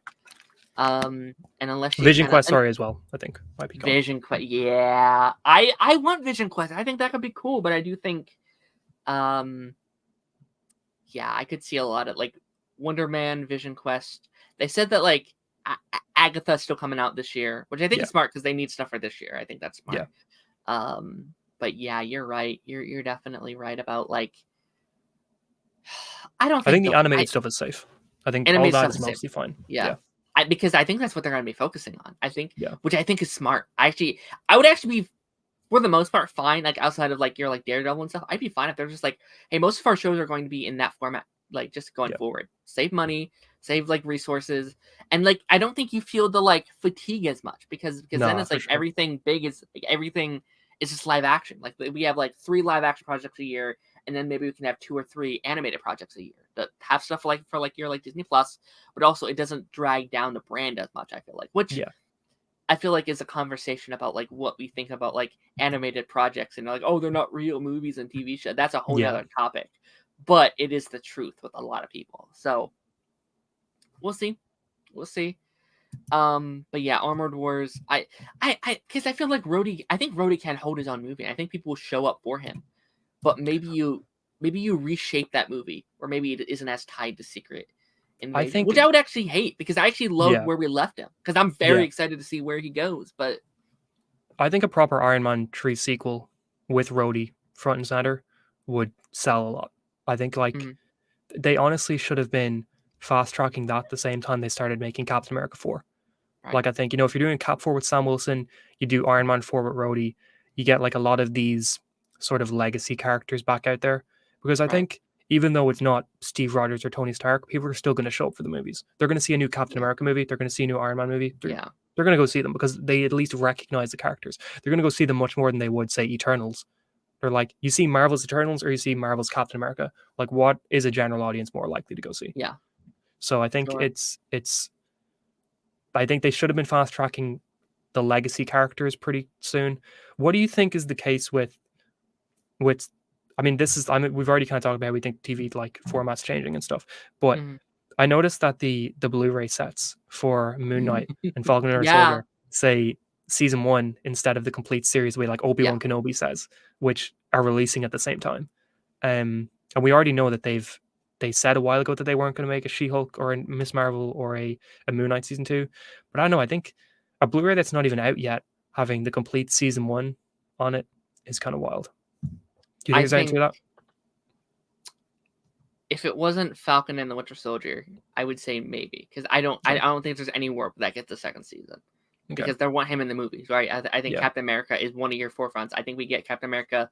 Hopefully, I mean, if it does well, and I think it might do decent, maybe. But I think you get Captain America 4, 5, and 6. If that's what you should do. Yeah. Moon Knight, on the other hand, though, I don't see a reason why you don't do a Moon Knight season 2, right? It's in that grounded territory, grounded-ish, right? It has some other stuff, but it's mostly grounded. I think you can make a relatively cheap Moon Knight show. He was relatively popular. I did not like that show, but like that was one of the phase. Yeah, like out of the Phase 4 stuff, that was one of the more popular things. A lot of people were talking about it. TikTok That's what I was going to say. Loves this guy. Moon Knight was the last Disney Plus show from Marvel that I remember, like people who I was talking to who watched it. Yeah. Whereas like after that was what, Miss Marvel, then Secret Invasion, then She-Hulk. That was around when people like friends I know in real life like stopped talking about the Marvel shows. Like Moon Knight was kind of one of the last ones I remember everybody had seen. Yeah. No, I would agree. Yeah. And like Moon Knight's also, I think, on its own as well. Kind of like what we're talking about. Like you could just make Moon Knight seasons and without it being tied to like Avengers 5. And like there's like Midnight Suns and stuff like that. So maybe instead of Moon Knight season 2, they'll just do like a Midnight Suns movie. And honestly, I could see the Marvel doing that a lot, because I think instead of Miss Marvel season 2, we'll probably just get Young Avengers. I think that's what we'll do. Instead of Hawkeye season 2, it's just like a Young Avengers 2 or Young Avengers 3 and stuff like that. Like I think that might be where we go, which is not a bad idea. I think this is an idea I've talked about a lot, going back to like what the Arrowverse did with their stuff is like not every project had their own series, but a lot of heroes had major spots on other shows. Like Firestorm never got his own show, but he was a major player on The Flash and on Legends. I think you could do that. Maybe you don't need a Kate Bishop show, but they're a major player in another project. They're a major player in this and it's that. like when Kid Flash wasn't on The Flash, he was on Legends Tomorrow. Like that sort of thing. Yeah.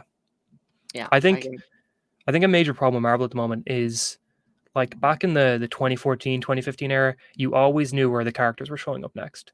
Like Captain America 2 might have just come out, but you know for sure that Avengers 5 or Avengers 2 is next year and Captain America's in that. Same with like Iron Man. Avengers just came out, you know for sure Iron Man's in Captain America Civil War next year. Yeah.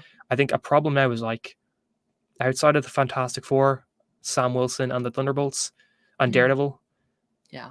Where is everyone showing up next? We don't know where Captain Marvel is going to be next. We don't know where Doctor Strange is going to be next. We don't know where Spider-Man's going to be next. Like there's just so much confusion. Like if you're watching these films for particular characters, you're really stuck in a place where it's hard to get invested when you just don't know where they're showing up next. Like where your favorite characters are going to be. Yeah, and I think that's kind of why I want like a new update. Just like not even to announce new things, just to say, hey, this is what's on our schedule. This is what's coming up. This is when you're going to see this, this, and this next. Yeah. I want to talk about like the Young Avengers stuff because you said that you think that's going to get canceled. I think it's just whatever it currently was supposed to be has changed heavily. Oh, sure. But I mean that's almost every Marvel project. Fantastic Four has had 5 different movies by this point. Like that's just I think because like Iman said that she wants it to be a movie, and I think we're going to do a movie. And this is something we actually talked about yesterday, how it was not even officially like confirmed yet to be an actual project. Which yes, it's true. I think it's just one of those things that we know is happening and will be announced soon. It's just not in like the next 5 or 6 projects that they're working on. I think, and this is an idea I've had for a while, I think a part of Avengers 5 or 6 is secretly Young Avengers. Maybe not the entire film, but I think where like you have like your main team of like heroes, like your Doctor Strange and your Captain America and your Captain Marvel. Like we'll have that team, clearly, Hulk and Thor and stuff like that. But I think there's like a side plot where it is like the Young Avengers. Maybe they get blipped somewhere. Like they got, I don't know, like maybe the Avengers are disappeared or something. They're on a planet. Maybe Kang flipped them over here and they're on their separate mission, kind of like in Infinity War, where there's several different teams of like heroes at a certain point. So we have our main team over there, and then like your Miss Marvel, your Hawkeye, your Casey are on. They're doing the separate mission over there, and that it's almost like a backdoor pilot to Young Avengers. So like a couple years after Avengers 5 and 6, you get a solo project that's just Young Avengers, and that's their own separate thing. And this is kind of the way to introduce it to modern audiences. They're like, oh yeah, this team, I really like this team. And I also think that's a really fun way of like, if it takes 10 years to make an Avengers film or something, it's like, well, 5 years for Young Avengers and then 5 years for Avengers. So it doesn't feel like there's as long of a gap in between these movies that I think could be kind of cool. Yeah, no, I think that definitely on some there definitely could be the case. I'm not sure if I think I'd want them to be two separate projects, because I think it's like that's putting a lot on Avengers 5 when Avengers 5 already has to set up the new team, has to have a lot of characters interacting. I think having the side plot with the Young Avengers would add a whole lot of extra stuff onto that might make it feel like a messy film. But at the same time, it's like, I think it's also the most likely place where we'll see these characters team up or these characters interact. Because, I mean, I think I would be more worried about Young Avengers not being a thing if we found out they removed that Kate Bishop, Kamala scene from the Marvels. Like, the fact they left that in as recent as November probably means that they're still planning on it being a pretty major direction going forward. But it's also like, there's just so much uncertainty in anything after Fantastic Four that I even when it gets announced, it's like, how many problems is it going to go through before it gets made? Because Cap 4, Thunderbolts, Fantastic Four, even Daredevil Born Again were all announced like 4 or 5 years ago, and we're only just in the production phase for them now. Even when Young Avengers gets officially announced, how many years of development hell is it going to go through before it finally starts production? I hope Marvel like fixes that before then. No, 100%, and we've talked about it. Like, Marvel is so tough because I think they know that they're changing things. Like, I think no matter if it's good changes or bad changes, they're changing things. They are reworking and trying to fix Marvel and trying to fix their slate, and I think that's great. If that's good or bad or not, but like, again, we've talked about this so much, is like they can't do it yet because they got too much they have to put out first. And I think that should be something that Marvel considers going forward, where it's maybe like, instead of working on 20 projects, maybe it's like 7 at a time. Yeah. And it's much easier to organize everything. And like, again, like when you have like your Disney Plus stuff, that does feel, if you're going for something that feels separate, then maybe you don't have to change so much, because it's not like, oh, this is going to be the end of the world when this comes out. But it's like, no, it's just kind of over here on its own. And then if we want like Daredevil in our Spider-Man, or if we want Miss Marvel in our, our Young Avengers, I kind of just want to go back really quickly on like what we kind of think Disney Plus could do, like projects that we think would fit in that like category really quickly. Like Daredevil, I think he will kind of lead that crusade of like, oh yeah, this is the shows we have over here. We have the X-Men that's already getting a season 2, and I think stuff like that is very smart. Something that is Marvel, big Marvel brand, but maybe not the MCU. I think would be very smart. Doing a lot of Marvel that's not MCU canon. I'd love like Earth's Mightiest Heroes getting another season, something like that.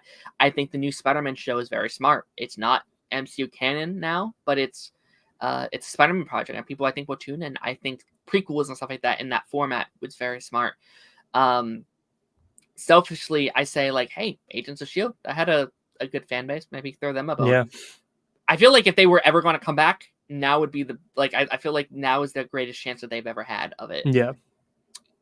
It's not grounded, but I love the idea of like a TVA spinoff. That'd be really cool. I mean, they kind of talked about that, didn't they? Yeah, they were like, we're not doing a Loki season 3, but there's no like way that we might not do a Better Call Saul version of Loki at some point. Yeah, I'd love that. I think there's a lot to do there. I've even had like in my head was like, maybe it's a mashup of Agents of S.H.I.E.L.D. and the like TVA, and you mash those cast together. You have like Mobius and Phil Coulson leading a team. I was like, oh wait, settle down, buddy. That's never gonna happen. But in my head, it's like maybe like Agent May gets trapped by like the TVA, and she's working with them and like stuff like that. But like I think TVA would be very cool, because again, it can be super on its own. It can never connect to anything the movie's doing. It can just go on these, very like Doctor Who-y type things where like they're going through time, they're saving these different people, stuff like that. I think that'd be really cool.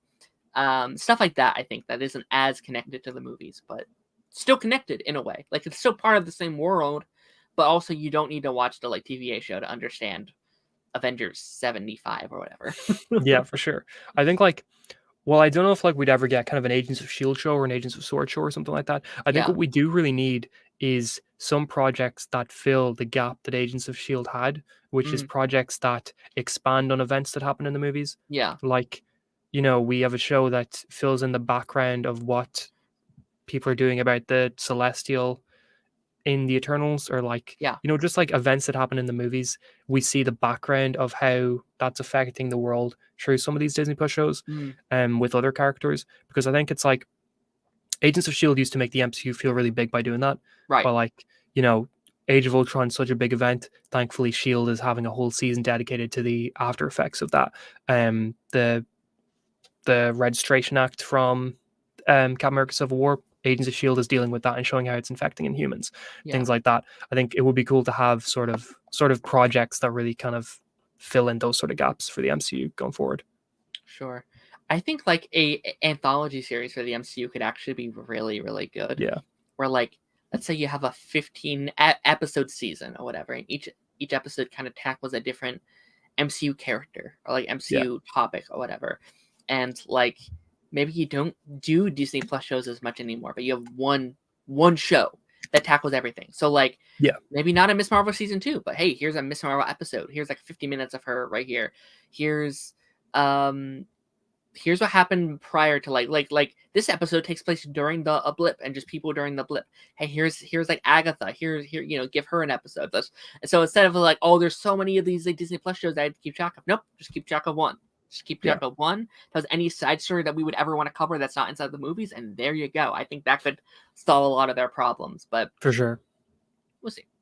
I mean, like, where do you think characters like Thor are going to be showing up anywhere in the MCU's future? Is Thor 5 not confirmed yet officially? Is it just rumored?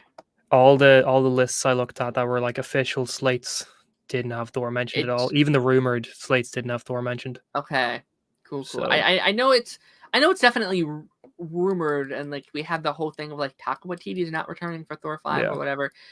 I think Thor, because if people didn't like Thor 4, he made a decent amount of money, right? Like people still kind of showed up. Yeah, I for think it right? did. It did solid enough. Which Not again, amazing. I think shows that like you call these movies after the main character names, people are going to show up. Yeah. 100%. Like Thor, if you like this movie or not, people love Thor.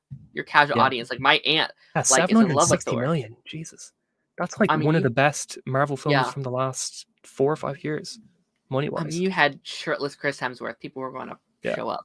True. It's just, I think Thor is and you know they're talking about like we want to do more sequels. I think Thor is in that conversation. Except Hercules.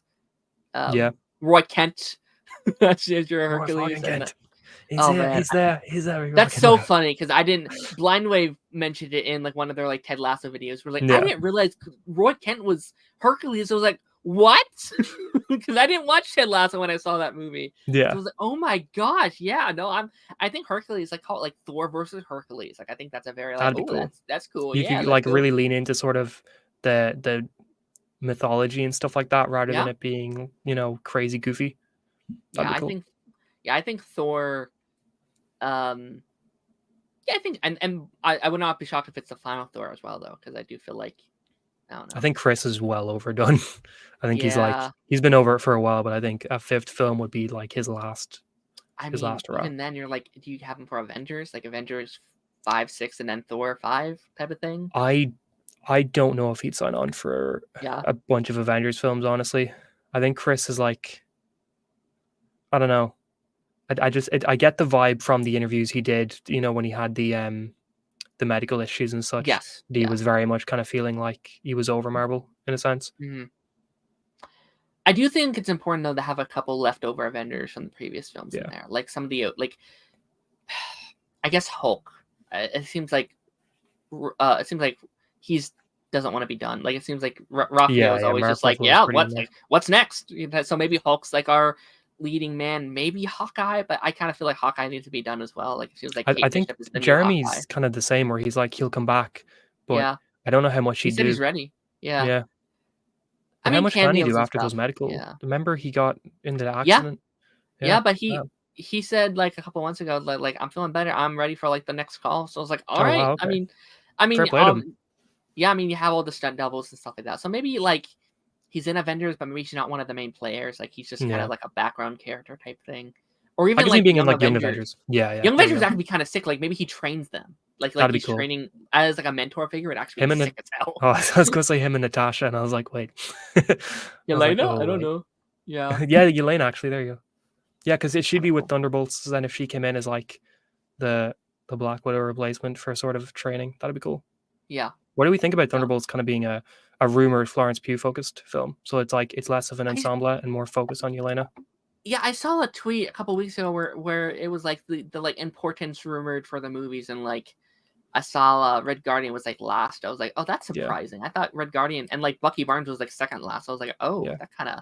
I thought maybe those three would have been the two most important. I thought like her, Red Guardian, and Bucky would be like your three main people we Yeah. focus on. Yeah, because she's already filming, and like nobody else has started filming yet, I think. Oh wow. Okay. Yeah. Yeah. Maybe. I mean, I really enjoy her. I think she's been one of my favorite MCU characters. You know, there's a lot of like Phase 4 characters I've really enjoyed. Like again, Yeah. if there's anything about Marvel, I think it's been good. It's been their characters. I've loved all these new guys, but no, I think she's great. I think she can definitely lead her own movie. I mean, Florence Pugh, Dune Part 2, and what else did she just do that was big? She's just the Oppenheimer, right? So yeah, Yes, the Oppenheimer. yes. I saw like a really funny tweet, just like she did Oppenheimer, Dune 2, and then the Thunderbolts. It was like that's kind of funny. Yeah, I saw that too, actually.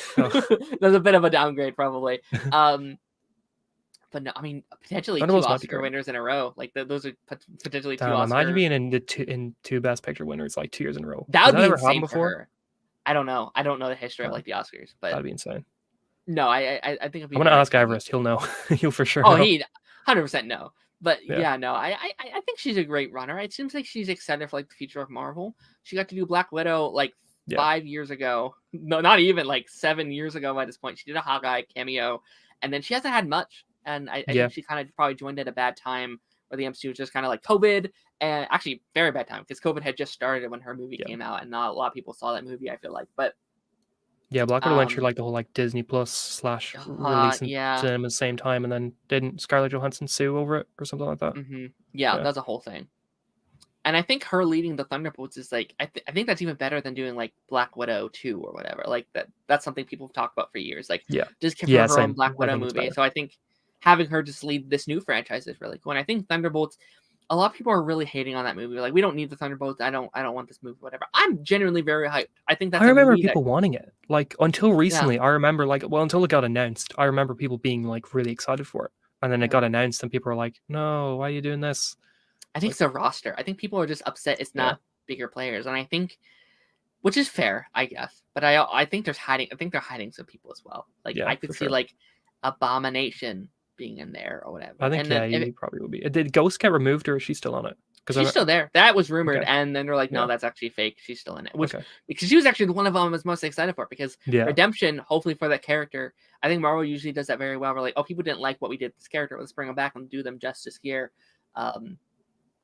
She's the only one with like actual powers as well. Yeah. Which again is something people are mad about.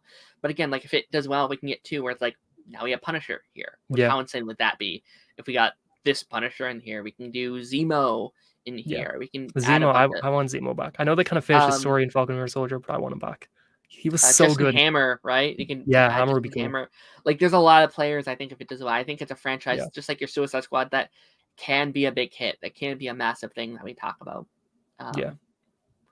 I did want to hear your thoughts about like the Spider-Man 4 rumors as well. There's been a lot of rumors the last couple months or so where like Kevin Feige wants it to be a very grounded Spider-Man movie where Sony wants it to be a multiverse movie. We'll bring it back together. Spider-Man.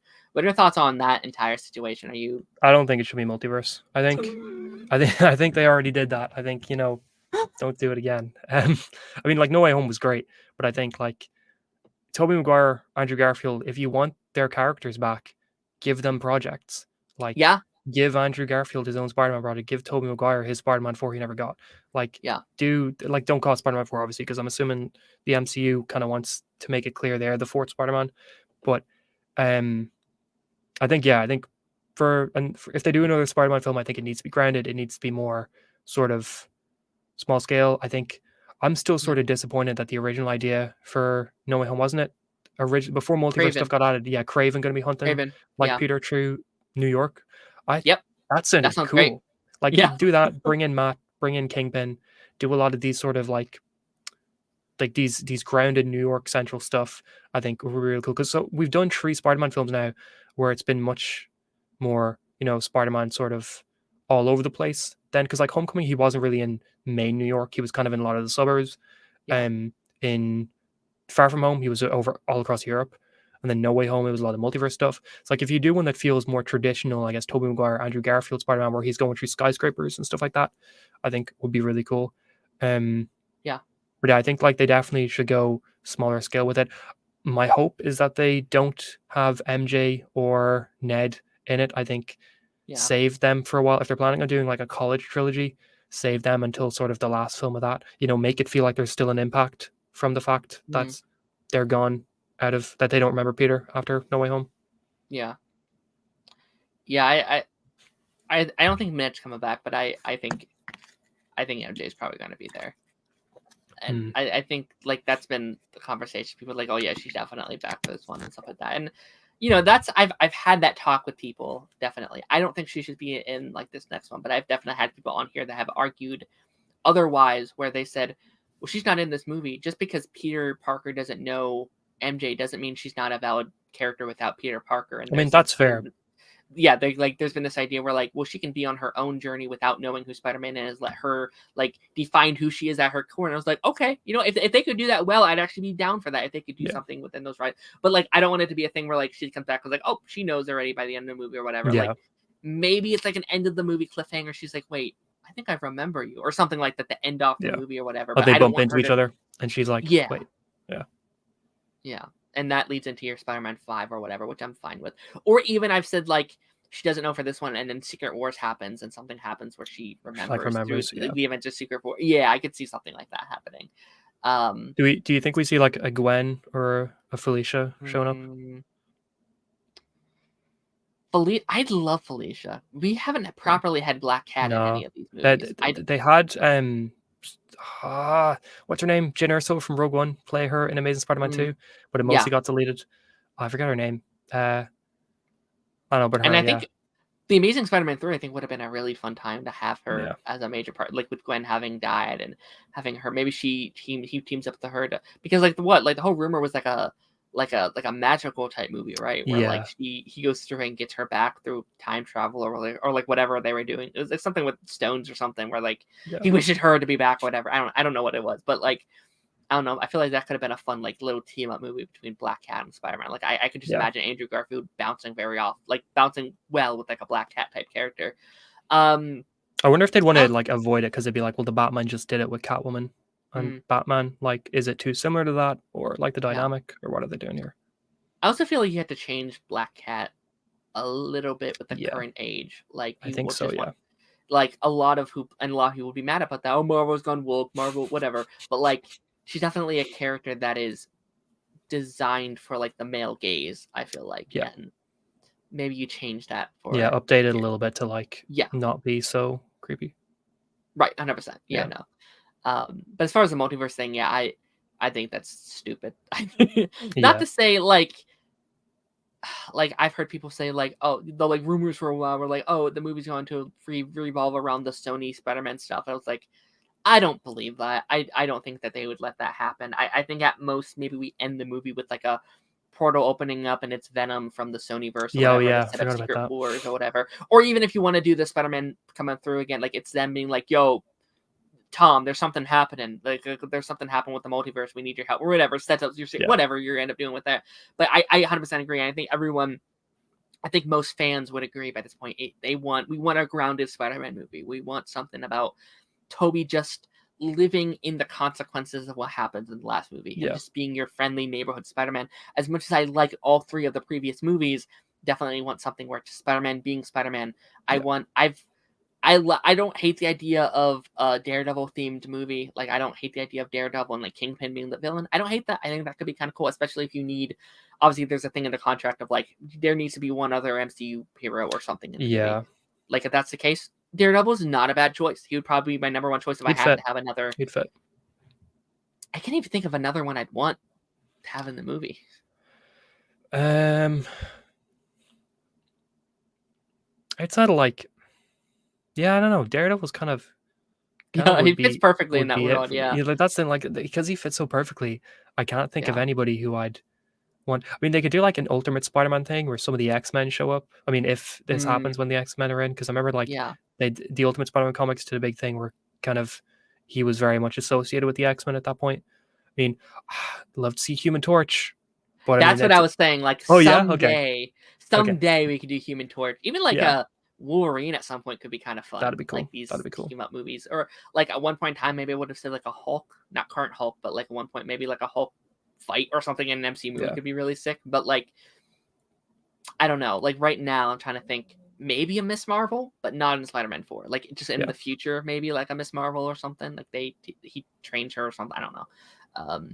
Punisher, just because it would traumatize Peter, and he'd be like, kill Peter Parker. What am I? Oh my god! He kills Peter Parker for 5 minutes. Like, it's my movie now, bitch. Come on. It's like, sorry, this is Punisher. The Punisher, No Way Home. We had to market it, guys. I'm so sorry. Do you think then that like, because Secret Wars, it seems like one of them, the only projects that Marvel feels like they need to make. Do you think they're just going to keep pushing Secret Wars out then and just fill in with a load of like solo films before then? So like Spider-Man 4, Young Avengers, I don't know, what are the other movies? Thor 5. Like, do you think they're going to try and get those out before Secret Wars? I think Secret Wars needs to come out soon. Like, I feel like these Avengers movies need to be their top priority, because I do think you kind of need to move on a bit. You do, like you need to get to the next saga. Yeah, I think it's so important to move on to X. And what they have to wait until at least next year, right? Because the 25 thing is their next X-Men thing. And I think what before Secret Wars? I think we get a Doctor Strange 3 before Secret Wars. Okay, really? I think okay. I could see that. Maybe not, but I feel like Doctor Strange might be important to Secret Wars. I could see maybe a Shang-Chi. I think Shang-Chi is very in need of a sequel. Shang-Chi 2 is the reason why it's taken so long is because they wanted to come out after the Avengers.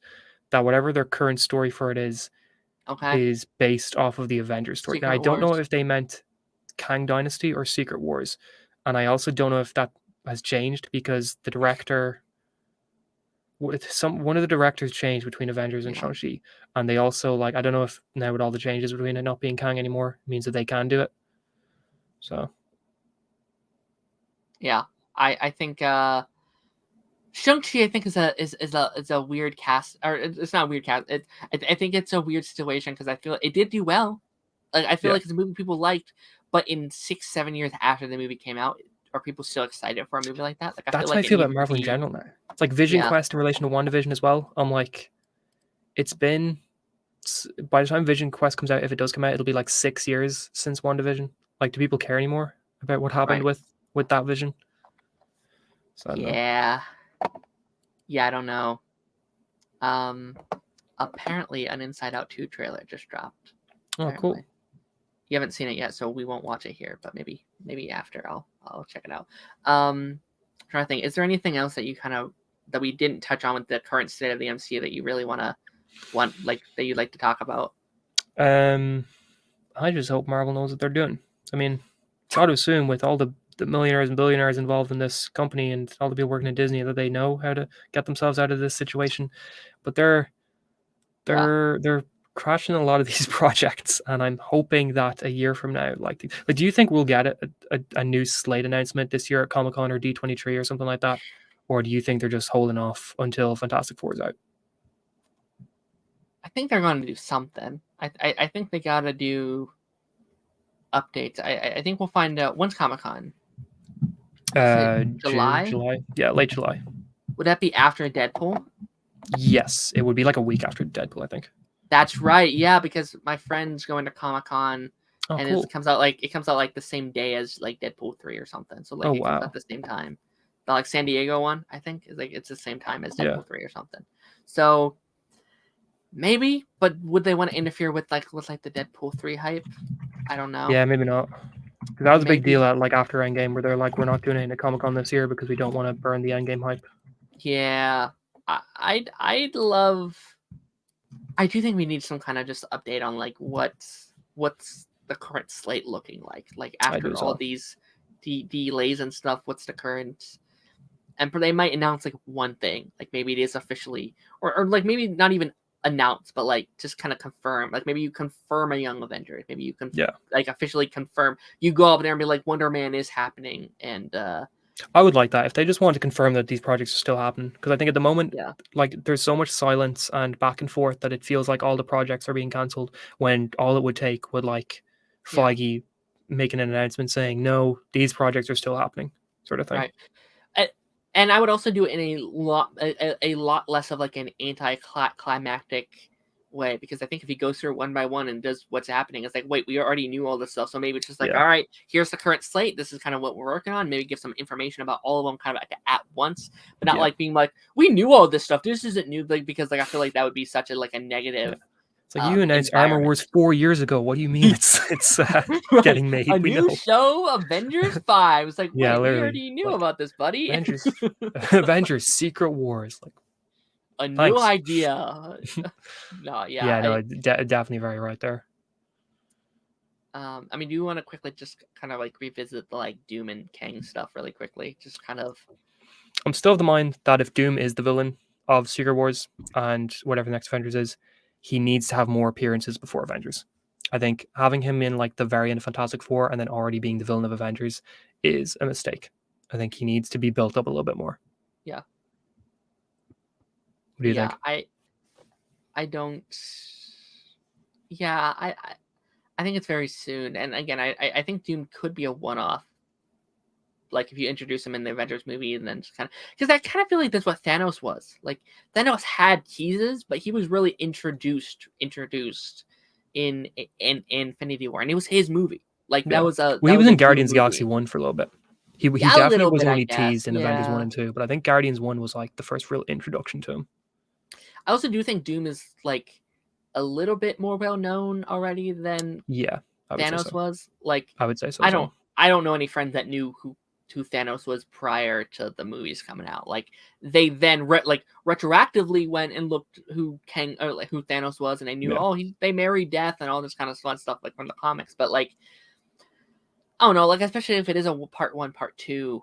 I think you can. I also just don't. I think that's unfair to Doom, though. Like, I think Doom should be more of like Doom's character should get more. I think he's like a Kingpin type character, where he's just kind of always around. Like, he's always just going to be around causing trouble. You know what I mean? Like, we'll get you next time, Doom. Right, 100%. I think he's that kind of, and I think he should be more of like more of an not anti-hero. Like that's not the word I'm looking for, but like actual character that we follow instead of just like the villain of like the saga or like whatever. He still can be the villain of a saga, but I think he should be a character that we're actually actively following him on his journey throughout like a phase 5 or 6, 6, 7, kind of just follow his journey. Again, we've talked about this. I think last week we actively talked about Kang, or was it 2 weeks ago we talked about Kang. I don't think 2 weeks ago we had that big like MCU conversation.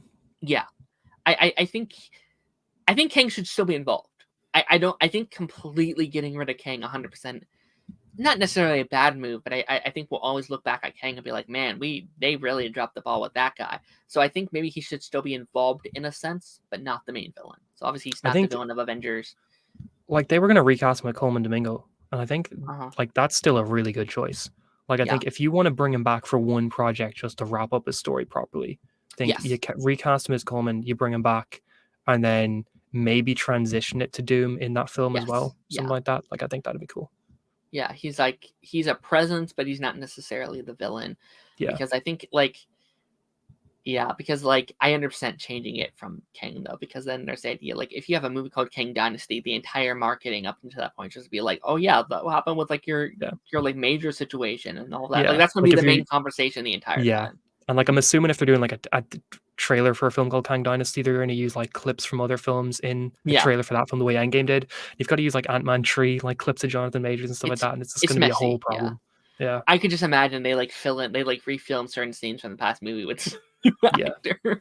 I think so as well. They just CGI his face onto the. It's like the Henry Cavill mustache situation, but with a whole face. But yeah, it's just kind of like, what are you most excited to see out of the next kind of set of Marvel stuff? Is it like you're like Daredevil. Daredevil? Yeah. I'm excited for Fantastic Four, but I'm hoping it's good. I'm worried about Cap 4 and Thunderbolts, just based off of how many script changes and filming issues they've had. I'm scared of Cap 4. I'm so terrified. Just it seems like it's like just non-stop issues it's running into. And it's like Cap 4 is such a I don't want to say it's easy, but I feel like Cap 4 and Blade 5 are very straightforward movies. Like you just make a movie about Captain America with Sam Wilson just finding himself, and like we heard that like the serpent people are out, and like they're like they're still I saw a thing things. where like they're like looking for like the villain of the movie. I was like, what do you mean you're just now looking? Yeah, like they filmed it. They filmed it and then did 5 months of reshoots, and they still don't know who the villain is. Like that's insane. That is terrifying. That is, I'm so afraid of like a Aquaman 2 situation or Flash where it's like cut up into so many different pieces to try and make it work. And Captain America 4 should not be a movie like that. No, absolutely not. It's terrifying. He's your front runner. I think Captain America 4 is like should be, in my opinion, your new Iron Man 1. He's the leader, yeah. He needs to be the leader. Like and like I heard a rumor, and I hope it's true. Like I heard like Anthony Mackie's up for like 7, like he's gonna be in like 7 new like MCU projects going forward. I would hope so. I think he needs to start showing up because he hasn't been. Apparently, he's in Deadpool 3. That's like the rumor that he's in the Deadpool. And I actually think it'd be sick. Going back to like the Deadpool 3 rumors, like as far as the cameos go, I think I'd rather MCU cameos than. It'd be cool if they did like an Ant-Man situation, Ant-Man 1 situation where Deadpool shows up in some like scene in the MCU, and then he turns around and Sam is there in his Captain America costume, like who the hell are you? And they just start like a brief fight. Yeah, like that'd be really cool.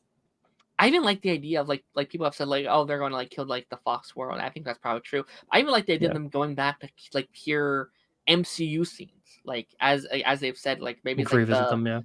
Yeah, like he has to like fix moments in like the MCU timeline for it doesn't like go off the wheel or whatever. So like he's going back to like the like Age of Ultron stuff, and he has to do a thing. I've heard stuff where like, oh, he saved like Quicksilver from like your like Age of Ultron, he brings them back with him or something. Like I've heard stuff like that. I think that'd be kind of cool. But yeah, I wonder if like if Deadpool Wolverine is going to be as big to the MCU as we think it's going to be, or if like once it's over, it's going to be pretty much just cleaning up the Fox stuff and that's it. Like, is it going to be cleaning up the Fox stuff and good for the future of the MCU, or is it going to be just Fox stuff? Sure. Yeah, I don't know. Deadpool. I'm because again, that's like the major player this year. Like that's the big thing we'll be talking about at the end of the year, and like maybe this is like a type of stream we can do like next year at some time to be like, okay, what's the current state now? And I think Deadpool 3 is going to be one of the main conversations about how it changes everything. Like I think Agatha is going to be. I think it's going to be somewhat big just as far as like Young Avenger stuff, because I think Billy and Tommy are in that. Yeah, they've like recasted them for that show, so I think that will be big there. But like Deadpool 3 is going to be the main thing we talk about in like a year, I think. Yeah, I think like by this time next year, Cap 4 should be out, assuming it doesn't get delayed again. I hope so. Yeah, what's it supposed to be like February 25th or something like that? Mm-hmm. So fingers crossed that actually happens. Also, I can't believe how.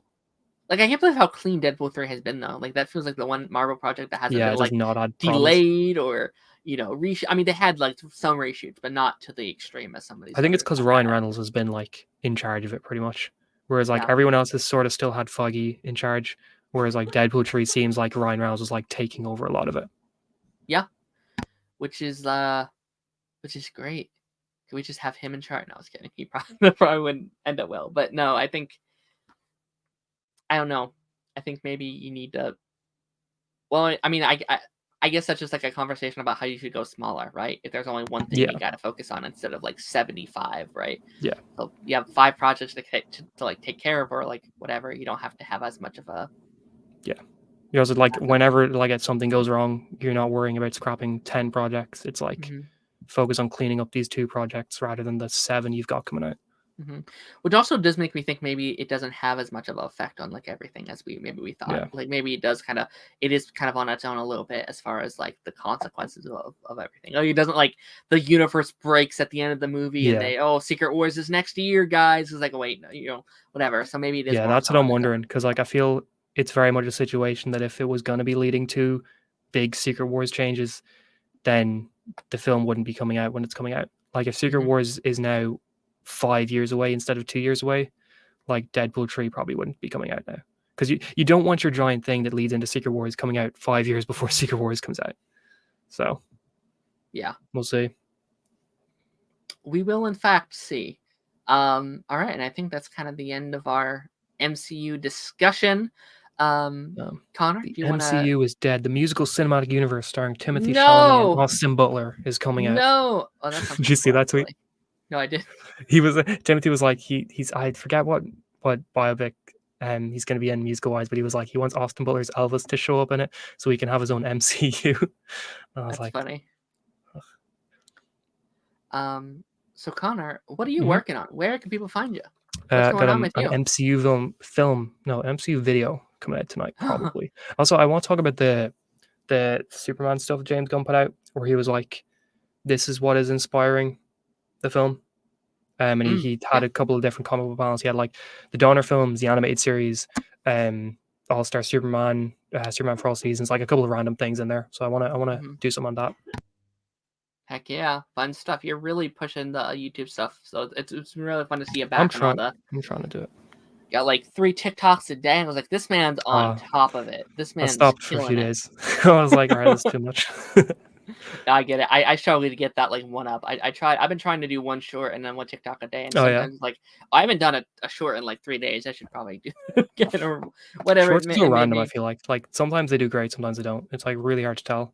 Shorts don't do well for me. They just have. Oh, yeah. I have to put like a clip in there for them to even do anything, and like TikTok's kind of like the same way for me, where it's like unless you have a clip in there, it doesn't do as well. But yeah, which is strange that they would push using other people's content. Like I'd rather just share my content and that do good. I don't want to have to use even though what we talk about is other people's content. I always feel very bad. We're like, oh, here's a 10-second clip at the beginning of my videos to get you attached, and then here's my actual video. Here you go, whatever. But like, no, I get you, the algorithm is it's what it is, I guess. Random. It is. As far as things I'm putting out this week, I think this is it for me this week. We're taking another week break off of our other show as I'm focusing on the Oscars this week. Maybe I'll do like an episode about the Oscars. Maybe we'll just talk about some of those movies. I don't know. We'll see. And then the following week, we got Invincible coming back, and we're doing Monarch. We're going to talk about Monarch on our other show. And then next week, we're talking about some of our favorite franchises that aren't Marvel, DC, and Star Wars. So that'll be very fun. Time to talk about Power Rangers Mighty Morphin. Oh, let's freaking go. Big shout out to everyone in the chat. Jay Draven was here. They were here. Daniel was here. Everest was here. Darth Bunyan was here. We had a lot of people in the chat. A lot of people Chainsaw was here earlier. There's Mr. Chainsaw right there. So thank you, everyone, popping in the chat, chatting with us for a while. But I will see you guys on the flip side. Bye-bye. Bye. Toodles.